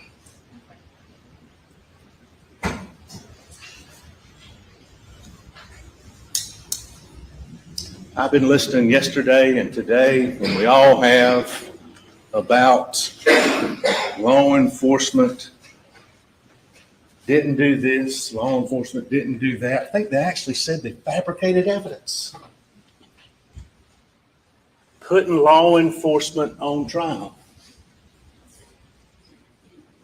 I once called Mr. Harpootlian in a trial an automatic smoke screen machine. I think what the defense is doing in this case is more like an eclipse. You remember that eclipse on August 17th of 2017, where it kind of got dark for a little bit, and the birds started chirping, and you felt like it was dark, and then it cleared, the eclipse went over, and the light came back. That's what the defense is doing, taking you away from the facts, from the credibility, and saying, wait a minute, there's an eclipse here, there's a smoke screen here, look at that. And somebody said the word offensive. I find it offensive that a family with a great-grandfather, a grandfather, a father, Sylvester Randolph Murdaugh, who was good to me when I was a young man, prosecutor. He knew I wanted to do this as my job. He knew I cared about this job. This is the best job in the world. I tried to be solicitor 3 times as long. It doesn't get any better than this job. And I find it offensive that the defense, through the defendant, who was also a part-time solicitor, is claiming that law enforcement didn't do their job. Listen to me, please. Didn't do their job while he is withholding and obstructing justice by not saying, I was down at the kennels. I was down at the kennels. I was down at the kennels. And he's going to blame everybody else. Is that offensive? Is that offensive?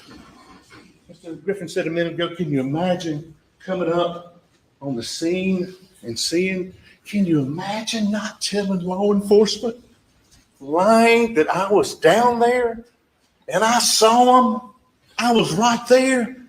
Why wouldn't you tell them that? Maybe get some more evidence. Did you hear somebody? No, I wasn't even down there. Credibility, believability. That really does sum it up. You remember 6 weeks ago today when Mr. Waters' fantastic opening and talked about direct evidence. And direct evidence is something you know it when you see it. It's evidence you gather with one of your senses. You hear it, you feel it, you smell it, you touch it, and you come in here and tell witnesses, hey, this is what I heard, what I felt, what I smelled, what I touched. But do you remember when he was describing circumstantial evidence? There was a storm that day coming. Part of his theme, the storm just happened to come. And you could hear it coming. And then during part of his opening, you remember it started raining? You could hear it. You could feel it. It's almost like circumstantial evidence morphed into direct evidence. And that's what happened in this case. Circumstantial evidence became direct evidence in many instances. This case is about two things. It's about being real,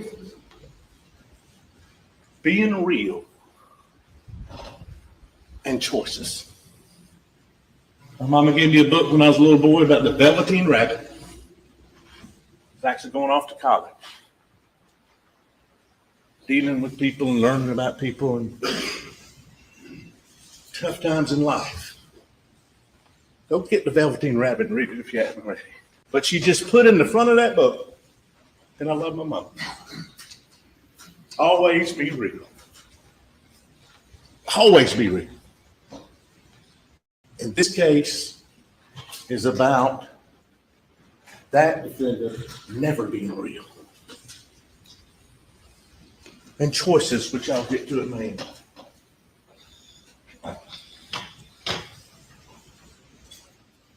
Ladies and gentlemen,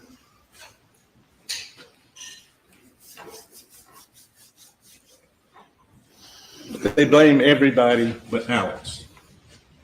Everybody but Alex. Let's go back to the first. I'm not going to bring it out. But this back here,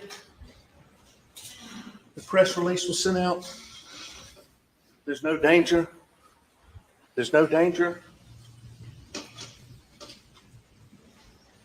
What did Alex not do? They showed a tape there. He's asking the sheriff, I think, call Buster. First time he tried to call Buster, took the sheriff a while to get out there. You know when the first time he called Buster? It's about 40 minutes. Well, actually, he texted him, didn't even call him. Wasn't his first thought. Wasn't the thing after he did 911. It was later. Perhaps even when some of his friends had gotten there. Oh, don't call. No, right off the bat, if this happened, call my son. Call him. Buster, stay where you are. You with your girlfriend up there in North Charlotte? Go. We got some people after us. That's what's real. Don't you? You go to the police station right there. And what else do you do too? You don't talk about being real. What do you do? Y'all, I just left my mama. She's with Shelly. Get somebody over there. Get them over there. If these people are out here to kill us, get them over there. Go, please, take them right now. They're by themselves. I can't do that. That's why I took the guns. I can't tell them that. That's what's real. And he brings up the boat case right away. Right away. A year and a half previous. It's coming up for a hearing. Nobody's thinking about that boat case except Alice. And right then, he's using it to throw off. Here's your first suspect. Does that make any sense? They have a hearing coming up. They're going to look into resolve this thing. Nobody's out there thinking about a boat case on a Monday night. Anybody upset about that? Think about all the facts that would have to happen. They'd have to know both, as Mr. say, somebody in the boat case would have to know that they're both there. They'd have to know they were there. They'd have to know that Alex is just wasn't there. Oh, no, wait a minute. That he was there, but just for a little bit and went back up to the house. And they'd have to come. You know what? We don't need them. There'll be guns there for us to use. Yes, and that's circumstantial and direct evidence. I'll get to that. They'll have guns there for us. They'll have guns there for us. We can use them. Does that make any sense whatsoever?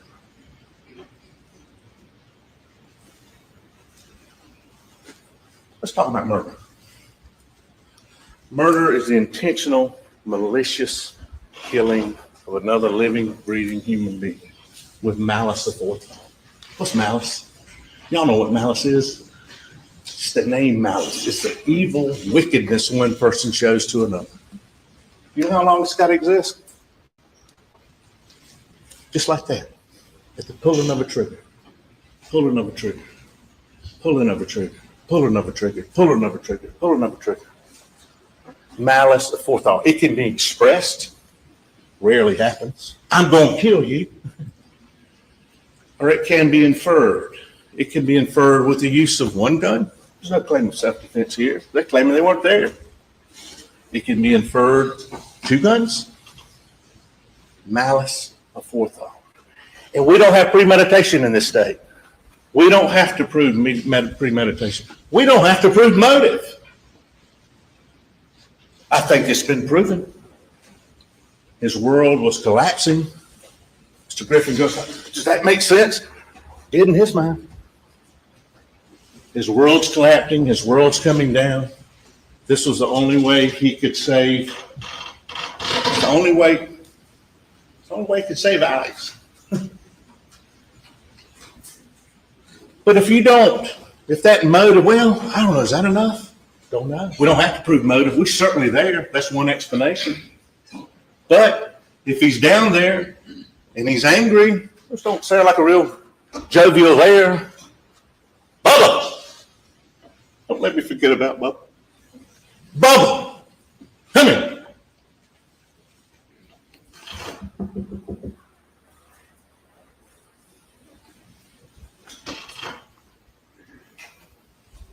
Maybe you just got angry. Maybe you got angry at Paul. Maybe you got angry, you started all this with the boat case. And maybe he just lost it. Maybe he just lost it. Maybe it looked like a suicide. And then Maggie came and he had to shoot her. I don't know. Only one person knows. And that's why we've got the motive. That's why we say he did it. But we don't even have to have motive. Just angry. He did it. Nobody else could have done it. Nobody else did do it. I'm going to get to that. And that's how we prove beyond, I want to say all that. But our burden's only reasonable now. But losing it, and then you get the question, well, have you proven malice? Well, yes, sir. Yes, ma'am. 2 shots to Paul. Malicious. First one didn't do it. The second one finishes them off. 5 shots to Maggie. Not an accident.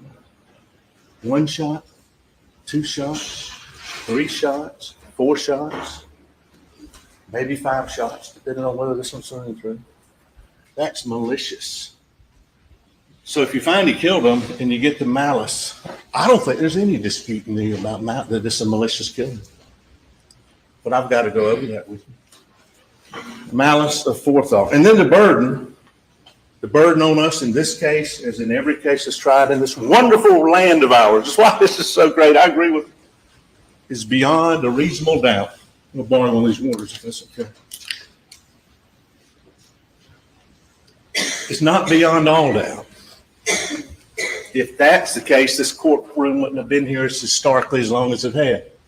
The law doesn't describe that, and listen to his honor. And I'm not playing up to him, he is the best. He's the law. Listen to him when he reads the law. Beyond a reasonable doubt. It's not beyond all doubt. We can't do that. It's beyond a doubt that would make reasonable folks hesitate to act. I was trying to retrial a case years ago and reading reasonable doubt from this ex-solicitor, Solicitor Wilson, I'll give him credit, describing reasonable doubt. And he said, sometimes, questions are just questions. You can't answer every question, and the law doesn't require it. If after hearing all the evidence, or if you're firmly convinced of the defendant's guilt, you must find him guilty. If, on the other hand, you're not firmly convinced, then you must find him not guilty.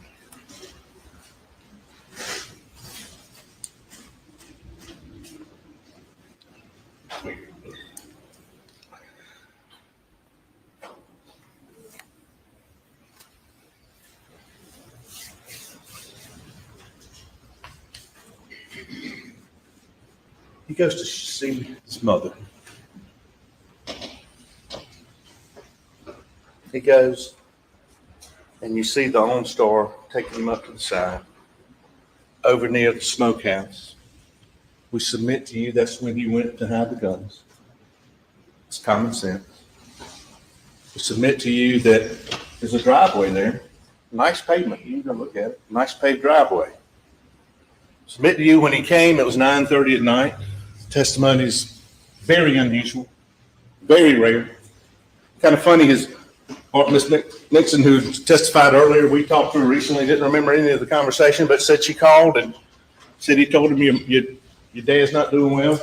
Well, he didn't go there that afternoon when he got the phone call, when his office is right near there. Go see him then. He didn't do that. He waited to 9:30. I don't know if anybody's got any folks that are suffering from Alzheimer's, but when they're asleep, they're tired. He wasn't going to love his mama. He wasn't going to be with her. He was going there because he loves Alex. He loves Alex. And he was going there to create his alibi. At 9:30 at night, use your common sense. And you remember, she said he called. What happened after that? Well, it was about 5 minutes or so. At first I was thinking, that's when he was going to hide the gun. And the time frame over there is so important, not for how long he was from left to come back, but it's how long he was in there with Shelley. How long he was in there. Because that's when he was hiding the guns. The guns are missing, though. He was hiding the guns. And what does Shelley say? He didn't stay long. 15, 20 minutes. He left.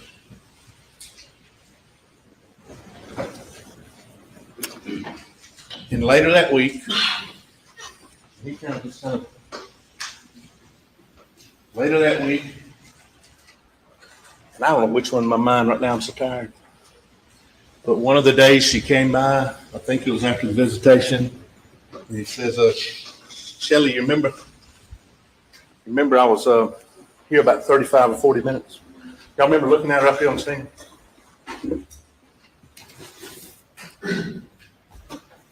And she got visibly upset. I said, what's wrong? Ask her, what's wrong? What's wrong there? Was he there 35, 40 minutes? No, sir. Why are you upset? It's a good family. You think she knew right then? He's coming back to say, hey, I was here 35, 40 minutes now visiting my mom. Shelley said, no. No, you weren't. So upset that she calls her brother, police officer in Yamasee. You think she knew right then? And that's real. That's real. Shelley's real.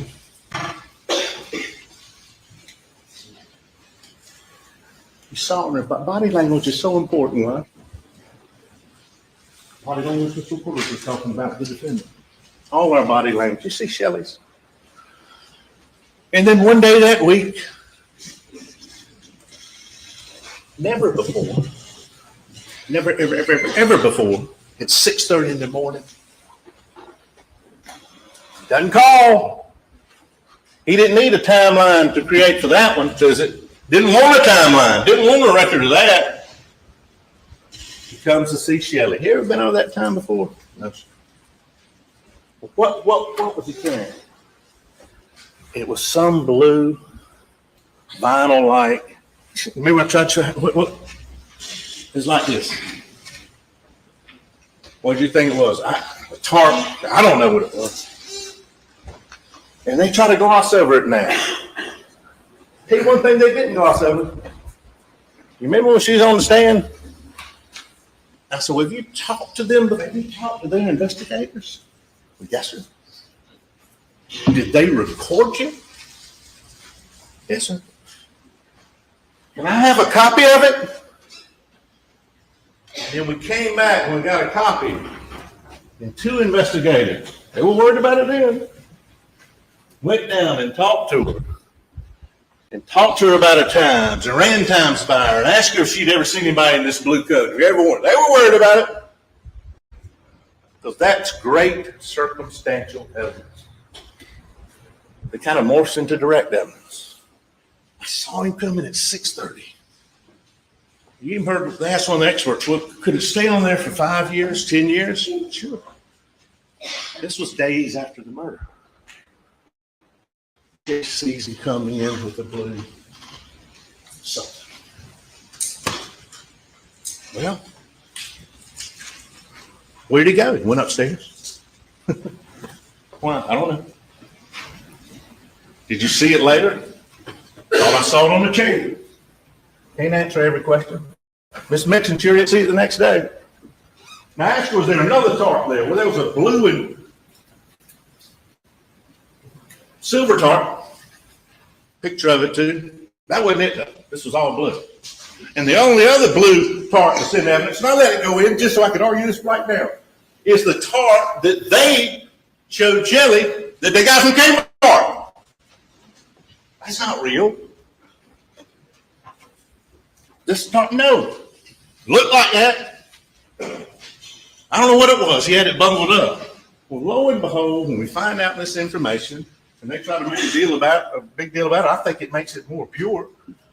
She's at a traffic stop or an accident or something, tells the police officer, I forgot about this. You can't make it up. So they get a search warrant and they go search.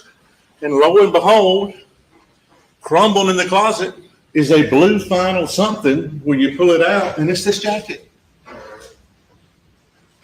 You see how evidence of a fact and another fact that leads to the fact in question. I don't know why he put it in there. I don't know why he killed his wife and son. I don't have to say why. I think he did it to protect the one he loved the most. The one he really loved the most. So he could keep his lifestyle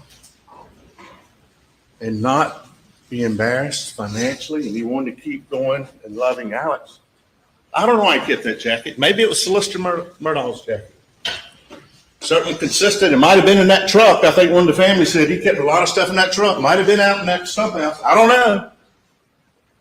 But he brought it back in there and hid it. 6:30. Days after the killing. And what's inside? Wait a minute. What's on the outside? There's a little bit. Gunshot here and there. What's on the inside? The inside. Minimum 38 particles. It got so much that Megan Fletcher finally said, we get, I can't remember the term right now, we get so many, I just stopped. I've been there for days. Gunshot residue. Inside. Inside the rain jacket, the blue tight garment that Shelley said, I saw him carrying something like that. He got rid of the guns, and he's hiding it there for some reason. Thank goodness he did. Because thank goodness for Shelley for bringing that in. That's what he disposed of the guns with. And went out town. She said he left, and before that, she thought he'd left. He came back, and he had moved to ATV, and then he said he was in another truck, and he came back, then he left. He's disposing and hiding whatever he was doing with that evidence. Only one person knows. But that blue rain jacket, that tarp, is incredible circumstantial evidence that we ask you to consider when you go back there. Are you really making that up? How could she make that up? How could she know there'd be a blue tarp in that closet? Same closet, same stairs, he went upstairs. We went upstairs. I can't explain the tarp on the chair. Don't have to. We can't answer every question. That doesn't mean it's not reasonable doubt. She saw a blue tarp light. It was in that closet. It's got gunshot residue on it a few days after. Maggie and Paul were brutally murdered. And that's consistent with every reasonable hypothesis. And you know the thing he told Shelley?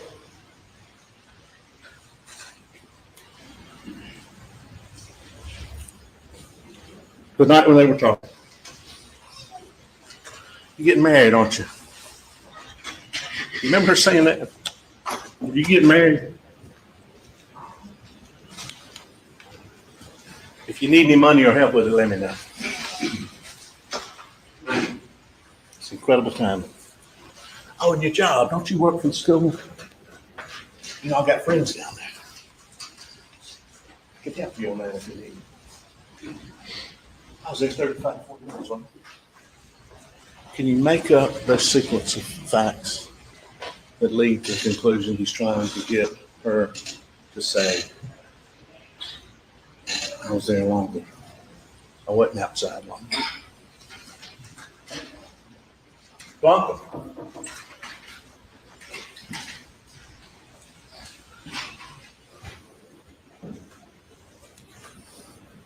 Blanca loved Maggie.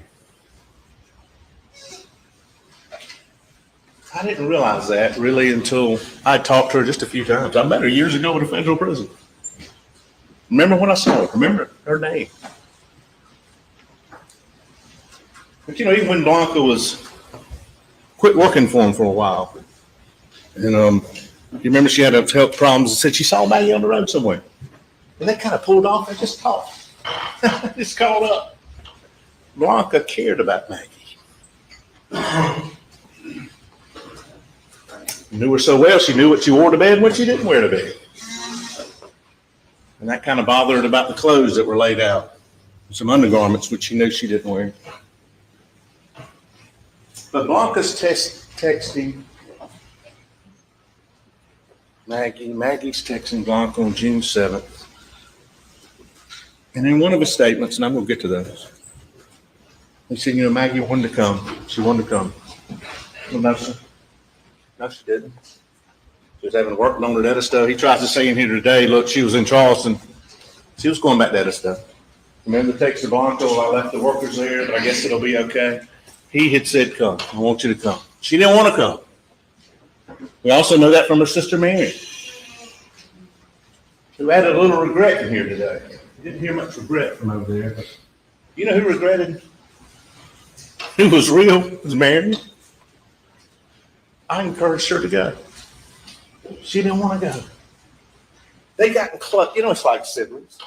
Jane, Marshall, James. I had to get my siblings on the record. We love each other. But she had that relationship. You know, we weren't close. Then we got closer as the kids got older. We were close. We talked. One of her best friends. And she told her, why aren't you going over there? She regretted that.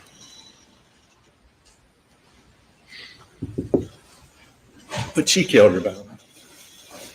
But that refutes his lie. Oh, she wanted to come. She wanted to come. No, so you wanted to come. Why? Had he already planned it out? Was his world collapsing? He didn't have to. We don't have to prove he did. But he got her there. She wasn't planning on being there. Blanca's got the food ready. She leaves. Let's stay on the real train for a minute. She goes home. She gets a call sometime that night. And this is real. What does she do when she hears? She drops the phone. Remember that? Her husband had to get on the phone. She dropped the phone, real emotion, because she cared about Maggie. That's real. And you remember she described that day when she left Alex leaving, and I put his shirt up, got his collar, helped him with his, I assume it was a blue jacket, I don't know. Described the shirt. Remember, just kind of tucked it in.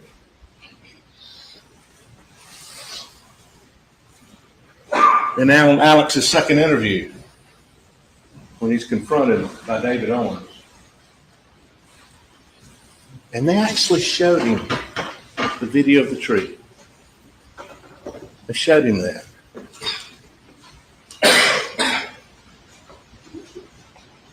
Did you change? When I saw you that night, you were wearing shorts. When did you change? And you remember what Alex said on that interview? When is that? You sure? When is that time? Was that? And then he told him the time, 7:44, whatever it was. He said, I guess I changed after that. Well, those are the clothes he was wearing when he murdered Maggie and Paul. Those are the clothes. And what does Blanca tell us?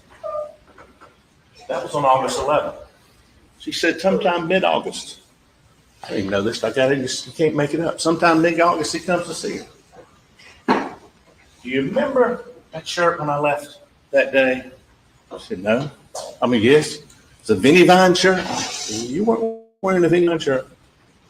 I fixed your collar. He tries to get her to tell what he was wearing. He tried to say, no, you weren't wearing that shirt.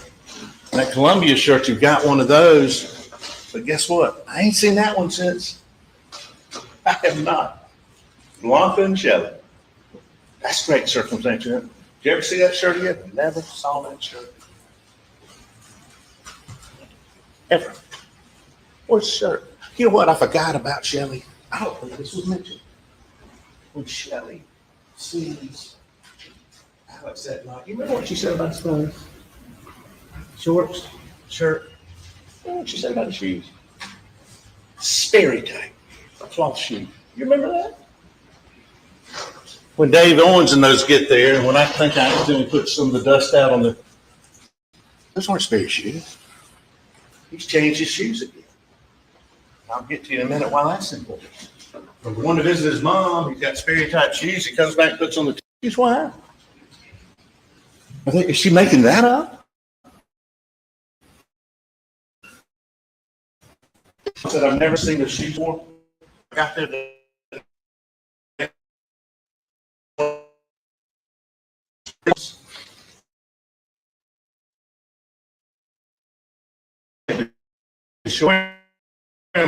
She knows where this. You remember this shoe? Yeah.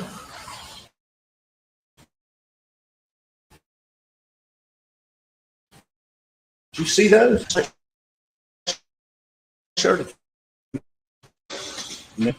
And when he confronted her at the house about what he was wearing, she had real feelings and told about that and told law enforcement about that. Is that real? And why is that important? Because it goes back to credibility and common sense. Those were clean clothes that Shelley had washed. Excuse me, that Blanca had washed. And when we get there on the scene that night, you remember Laura? Miss Rutland. She's sitting in the back. David's in the front. Alex in the front. His lawyer's on the side. And you know, it's something else I don't understand. Your wife and your son has been killed, and you're worried about having a lawyer around. Everybody said, well, you know, just agents. We need to have a lawyer around. Really? My wife and son have just been butchered, and I'm worried about having a lawyer. But they did. And that threatening, overbearing, cheating, manipulating. That's no Dave. Put his hand on his shoulder. So did Laura. What are you doing? I got a heart. Is that rushing to judgment? I got a heart. They didn't rush to judgment. They were saying, tell me what happened. Tell me what happened. Well,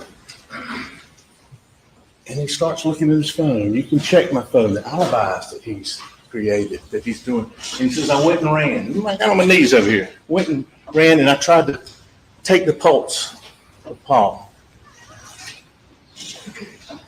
I'd still be on the ground arguing my son. And I tried to turn him over. Trying to check his pulse. Really? I went to Maggie, checked her pulse. And you can't do that in the 20 seconds. He's now trying to say you can. You can't. And they've tried to change that. And he never did it. Because what did she say? What did Miss Rutland say? He was clean. He was clean. He was clean. He was clean. He washed up. Yeah, and you hear the water running in the dog video. You hear it. He washed up. And this phone, tried to make a big deal about this phone that you do see right afterwards when we know he was down there. There's some movement on Maggie's phone. But every expert has said, just because if one phone's down here and the other one's walking, you're not going to have steps on that phone. He took Maggie's phone, the golf cart, however he got, drove back up to get those shorts and that shirt. And yes, you can get it and manipulate it and call to see if you made a call, put it down. That's not going to record steps on that phone because it's not moving. But that doesn't mean it wasn't with his phone. Don't fall for that. That's not real. Every expert said that. Every expert said that. And doesn't that make sense? You can grab it. See, make a call, put it down. You keep walking, it's not going to record if it's there. If it's in the car, it's in the Suburban, and I'm getting to that.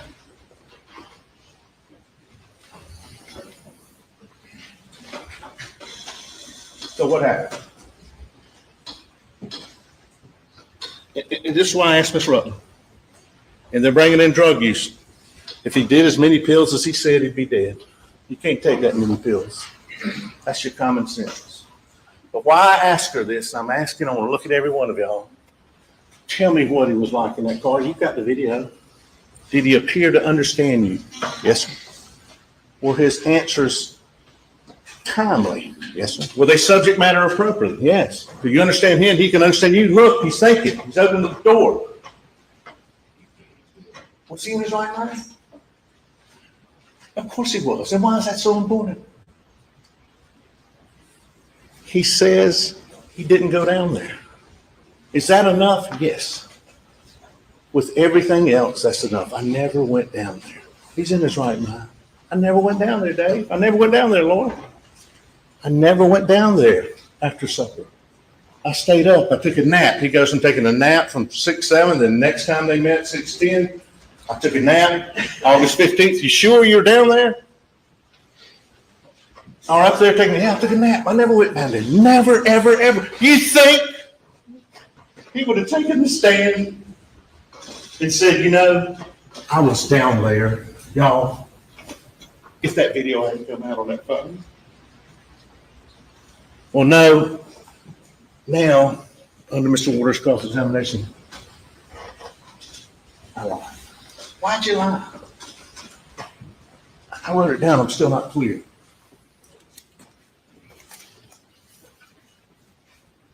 I had paranoid thoughts. Usually I can take a deep breath and get through it. But I couldn't, so I just lied. Once I lied, I continued to lie. And he continued and continued and continued until 627 days later when he took this stand, the first time he'd ever told anybody. Anybody. He told his family, he told his friends, he told everybody, and they believed him. I wasn't down there. Why is that so critical? That's the time of death. That's when it happened. That's what the records show. That's when the conversation, yes, it is important. Paul, who uses his phone all the time, Paul is in a conversation about the dogs, interacting. Well, send me the picture. He does.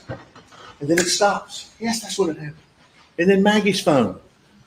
A little bit text. She reads that text. I think she went to her car. Y'all decide. Nobody knows. One person knows. She goes to her car. And she's got some rings there she's putting back on. I think she's got 2 rings there, and she's putting on another in the car. Maybe they've been working the kennels. There's one shoe. There's only one shoe.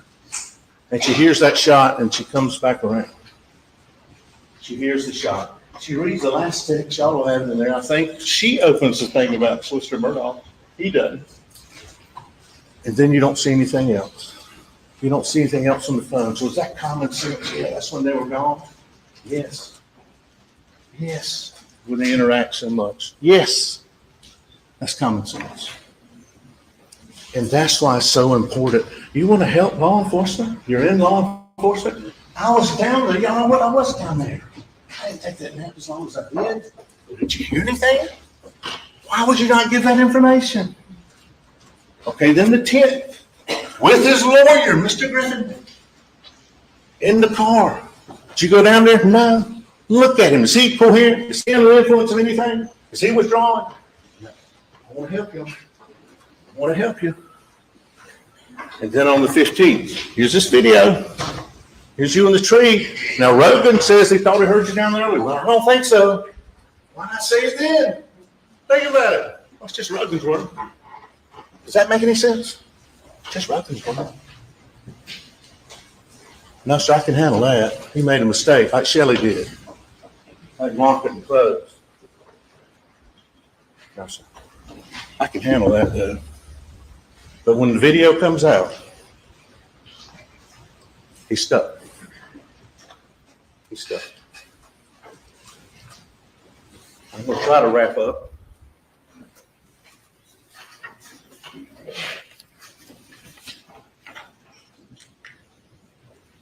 Yeah. Yesterday morning at 2:53 in the morning, I don't sleep much during trials, but I kind of woke up. And what he did when he took the stand was corroborated that he's a liar. He corroborated the fact he doesn't tell the truth. The one thing that was more important than anything. And you know, they're putting these law enforcement on trial, talking about blood evidence, talking about other things that were presented to the grand jury, which that blood evidence was investigated and the state didn't offer it. That's what you do in your prosecution. Didn't try to offer it. Now they're trying to put us on trial for doing our job. Think about that. Blame everybody else. Look, they looked into this and it didn't turn out to be. So now we're going to blame them. We didn't try to present it. Isn't that ironic? They're now jamming us for doing our job. Jamming us for doing our job. All the evidence of the guns, and I'm going to get that in there. The timeline, the incredible timeline, his lies, all of that, the gunshot residue, all of that's presented. And do we make mistakes? Yes. And that happens in life. But you don't lie and misremember being at the scene of a murder when you said you weren't even there, or being at the scene where your family was brutally murdered. You don't lie about that. That's not a mistake. That's not a mistake. This is the state of South Carolina versus Richard Alexander Murdaugh, not the state versus David Owens, not versus Sled. And I want to tell you something. Sled, Walterboro, Laura Rutland's working with David Owens. Sled starts working with the FBI. They're working together. This is, think about it. Rush to judgment. They gave that man every benefit of the doubt. Oh, what are y'all doing? How's it going? You remember that third interview when he was David Owens said, well, and I submit to you, they're taking those interviews where he's trying to come find out what they've got on him. Well, why is this thing looking? How's this thing looking? Well, we've got some shell casings by Maggie's body out over there where y'all shot in the range, and some shots out there by the side of the house, the shell casings. They all came from the same gun, all cylindered in the same gun. You think if they didn't, they could find an expert to refute that, they would have. And Alex says, oh, really? So the gun was there? You see his reaction? They all came from the same gun on Maggie. Now, the other one, Mr. Griffin tried to argue, Paul Greer, yeah, it could have come from that shotgun. Don't know. Is that credible evidence? But it could have. Not saying it did or didn't, but it certainly could have. He's got that gun. It's got Maggie's blood on it. Don't know if he used that or not. But I know the assault rifle's missing. And Will Loving comes from a fine family in Columbia. I can tell you that. Says we were down here not in March. It was more like May or April or May. We were shooting his gun on the side of the house and those shell casings. That's where they found them. And lo and behold, the shell casings match the shell casings around Maggie. They were all cylinder in the same gun. They came out of the same gun. They've been in the same gun. Yes, Mr. Waters is right. That's a family-owned gun. And is that incredible, circumstantial, and direct evidence? Yes, ma'am. Yes, sir, it is. That's powerful. You can feel it like the rain. The murderers come in. There'll be a gun there. We'll just use their gun. Does that make any sense?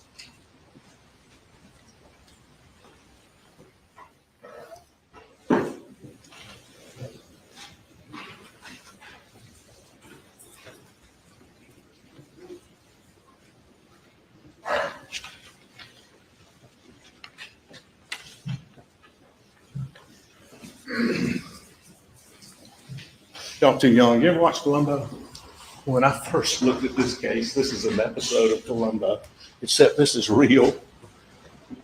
And you get to see one of my heroes, the detective, didn't always look that good, wasn't all that, but you got to see the crime, and then you got to see him figure it out, and the mistakes they made. And that's what happened here. He killed him. He thought he could get a timeline, but it got him. Within 20 seconds, he's texting Maggie on that phone when he's passing the location of her phone. Is it common sense? He threw that phone out for it and threw it, and the orientation didn't go on. They said if you pick it up, yes. And we had somebody come in here, you throw it rough and it doesn't come on. And what are the chances it's anything else? He'd almost had to bump into him. And you take this new story, I was down there till 8:50, whatever, go and take a quick nap, come back, he didn't hear the shots, just happens to come back. It's common sense, don't leave it with you, take it back there with you. I'm down there now, my wife told me this. I'm down there under this new story, and the deal was to come talk, go see my mama at 9:30. And you're right down there. You've just seen them now. Well, you said before you hadn't even seen them. Don't forget that. And you go up to the house. Why don't you say, "Hey, Mags, I'm going to go see Mom real quick."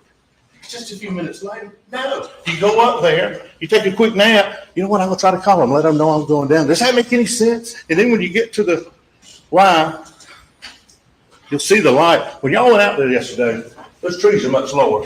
Go back in and look at the way it was. And I think even Buster said when you get down there, if the light's on, you can see. Why don't you just go right over there? Hey, I ain't going down there. No? Doesn't hear anything, doesn't do anything. He just takes off. Does that make any sense?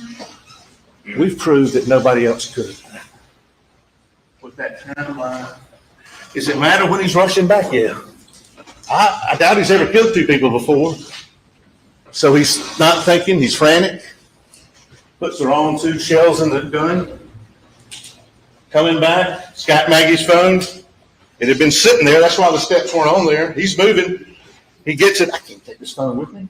He's a lawyer, so he tosses it out. That's the only thing that makes sense. And what did he say about Paul's phone? When he went up there, and I started to get, I didn't know. I got it out, and then it kind of just popped out too. Does that make any sense? You got to evaluate everything. You can't believe somebody's credible one thing. How can you believe them on the ultimate issue when they said they didn't? When the only thing they corroborated for you throughout the investigation, throughout this trial, and throughout Mr. Waters' cross-examination is he's a liar. And that's all you can judge people on.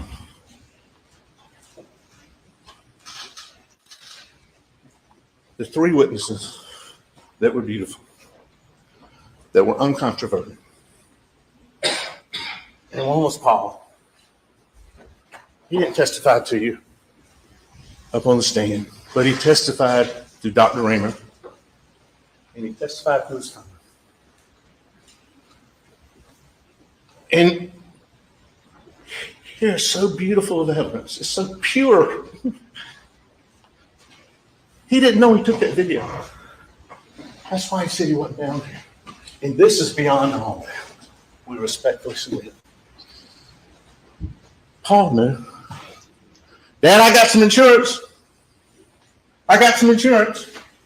Not the kind of insurance you've made money off of, an insurance some clients you gave back and some you didn't. I've got some insurance on you. I don't know why you killed me. I've made some mistakes. You heard a lot of good things about Paul too. I know I put your life, open your life, your faith life with this boat case. Your finances are coming out. I know that. But if you go lie and say you weren't down here, I got you. I don't know when it'll come out. Maybe you'll go ahead and lie. But this is going to come out. Paul had that insurance on it. Maybe that's why he was worried about that phone. And you can't make that up.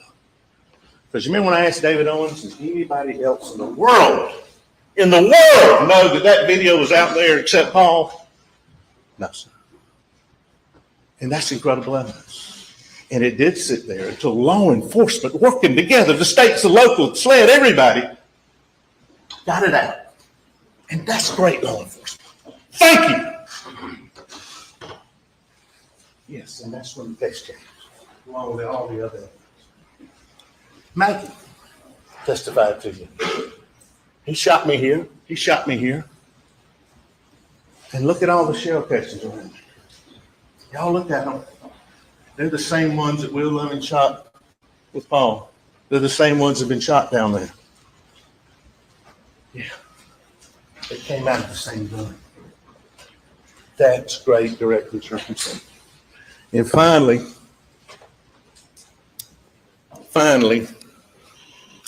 and my daughter-in-law, Sally, and my Aunt Cece still calls my dad Jack this. My daughter-in-law been married about 3 months, one of the happiest days of my life, because they were happy. They were watching that kennel video. She and her dog Tater. And when Bubba started to bark, that's what my aunt calls him, Dad, Bubba. Tater bark. And Sally said, isn't it something that your best witness in here are the dogs? You know, some people say they got a sixth sense. You think Bubba knew? You think Bubba knew something? We got Alex to say something. Bubba! Thank God for Bubba. DNA, and that DNA, when people live together, you'll have it all over your shirt. That's not it. The DNA in this case, that dog negates all. Thank you, Bubba. And guess where Bubba is now? Bubba's with Blanca. Bubba's with Blanca. You can't make that up. And that puts him down there. And that's the lie he told and told and told. I went down there. Why aren't y'all doing something, law enforcement? Why aren't you telling us you were down there? Why aren't you telling us you were down there?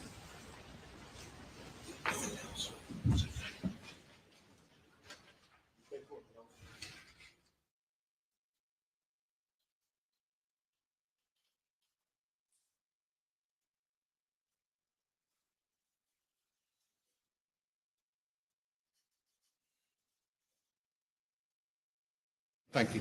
If he tried to respond to his phone, as Mr. Griffin said, it would show that he was going to Malamita. He had to get rid of that phone. He had to get rid of it there. Finally, it's the book, Your Greatest Power. My dad gave it to me when I was young. He said, read it. Your greatest power. You know what it is? Your greatest power is your power to choose. Choice. We've all got it.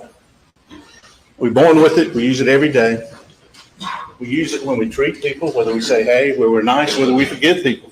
We make good decisions. We make bad decisions.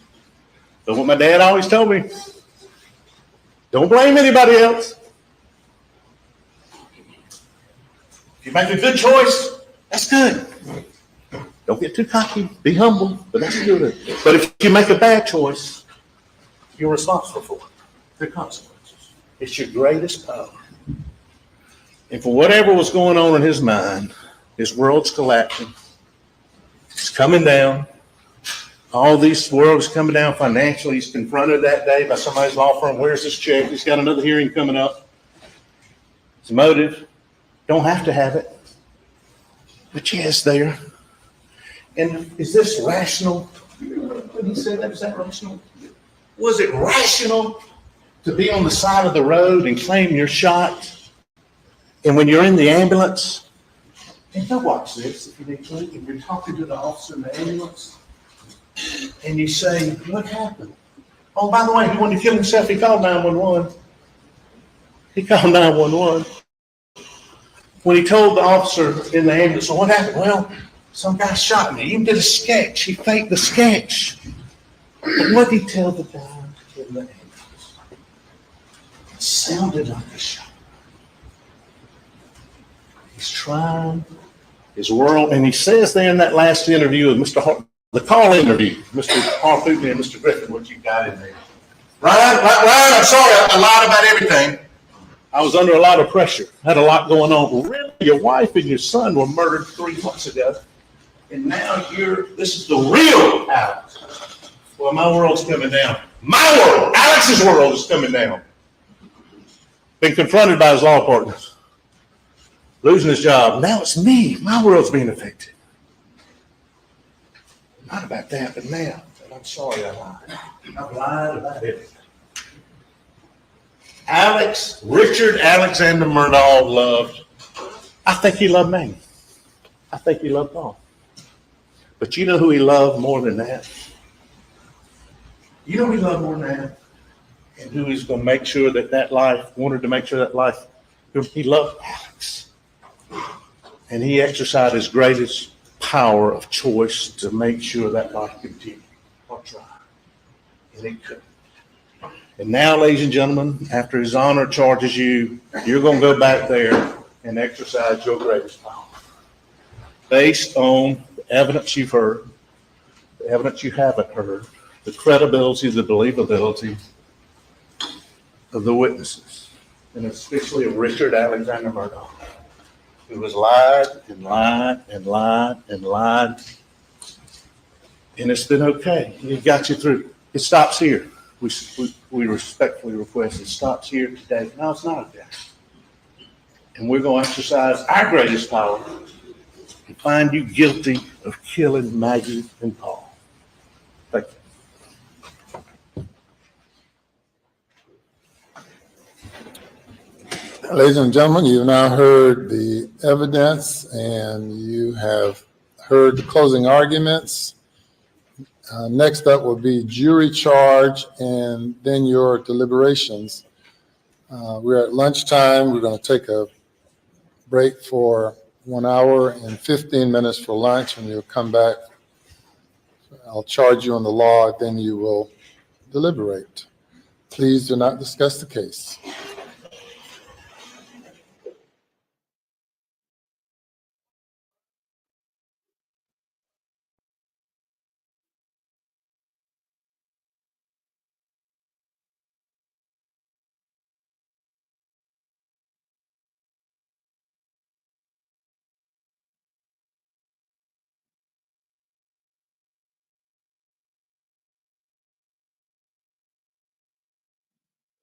Seated.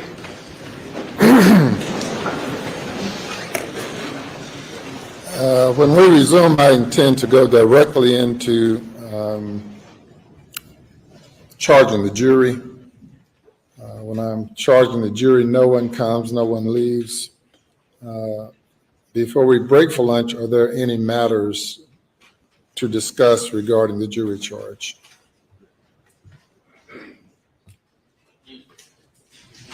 I think the state emailed a revised charge on the other pending charges, which we did not have any objection to. I don't know if Your Honor. We received it and incorporated that into the charge with correcting a typo here, typo there. Yes. We don't have any We don't have any additional charges or any objections. And without addition, we don't have any either. All right, we'll be in recess for an hour and 15 minutes. All rise.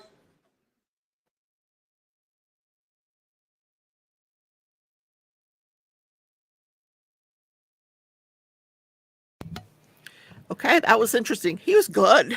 He really was. Very effective, I think, at just kind of tying it all up with a nice little bow and sending the jury off. So here's what's going to happen.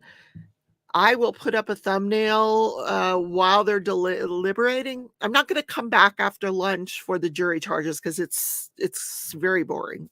It's really boring. That's where the judge just tells them what the law is, and he's reading it, and then he gives them the verdict form, and then they go back to deliberate. What time is it now? 12:41, 1:40. So they'll come back around 2 p.m. Eastern. Let's see, 1:41. They'll come back about 3 o'clock. He's probably going to spend 30 minutes charging the jury. That would bring you up to 3:30 before they start deliberating. So they'll get a couple of hours of deliberation in this evening, and then they'll be back tomorrow. So I'll put up a thumbnail where basically it'll just kind of be a moving thumbnail. It'll have a time on it, which I will keep moving. And then I'll go live when the jury has a verdict. I don't think it's going to be anything that's going to be quick. I think it's going to be days, quite frankly. So yeah, 142 there. So where are you? Wait a minute. What? It's 12:42, 140. Wow. 142, the jury's going to lunch. Oh my God. I'd be starving if, holy moly. Okay. So, you guys don't want to see we don't want to sit through the charges. I don't think you do anyway. Yeah, the jury instructions will be read after lunch, Mickey, and then they'll get to deliberate. I'm not going to cover those live, because frankly, I'm going to have lunch and go take a nap. Because I've heard jury charges thousands of times. So, and they're really, really boring.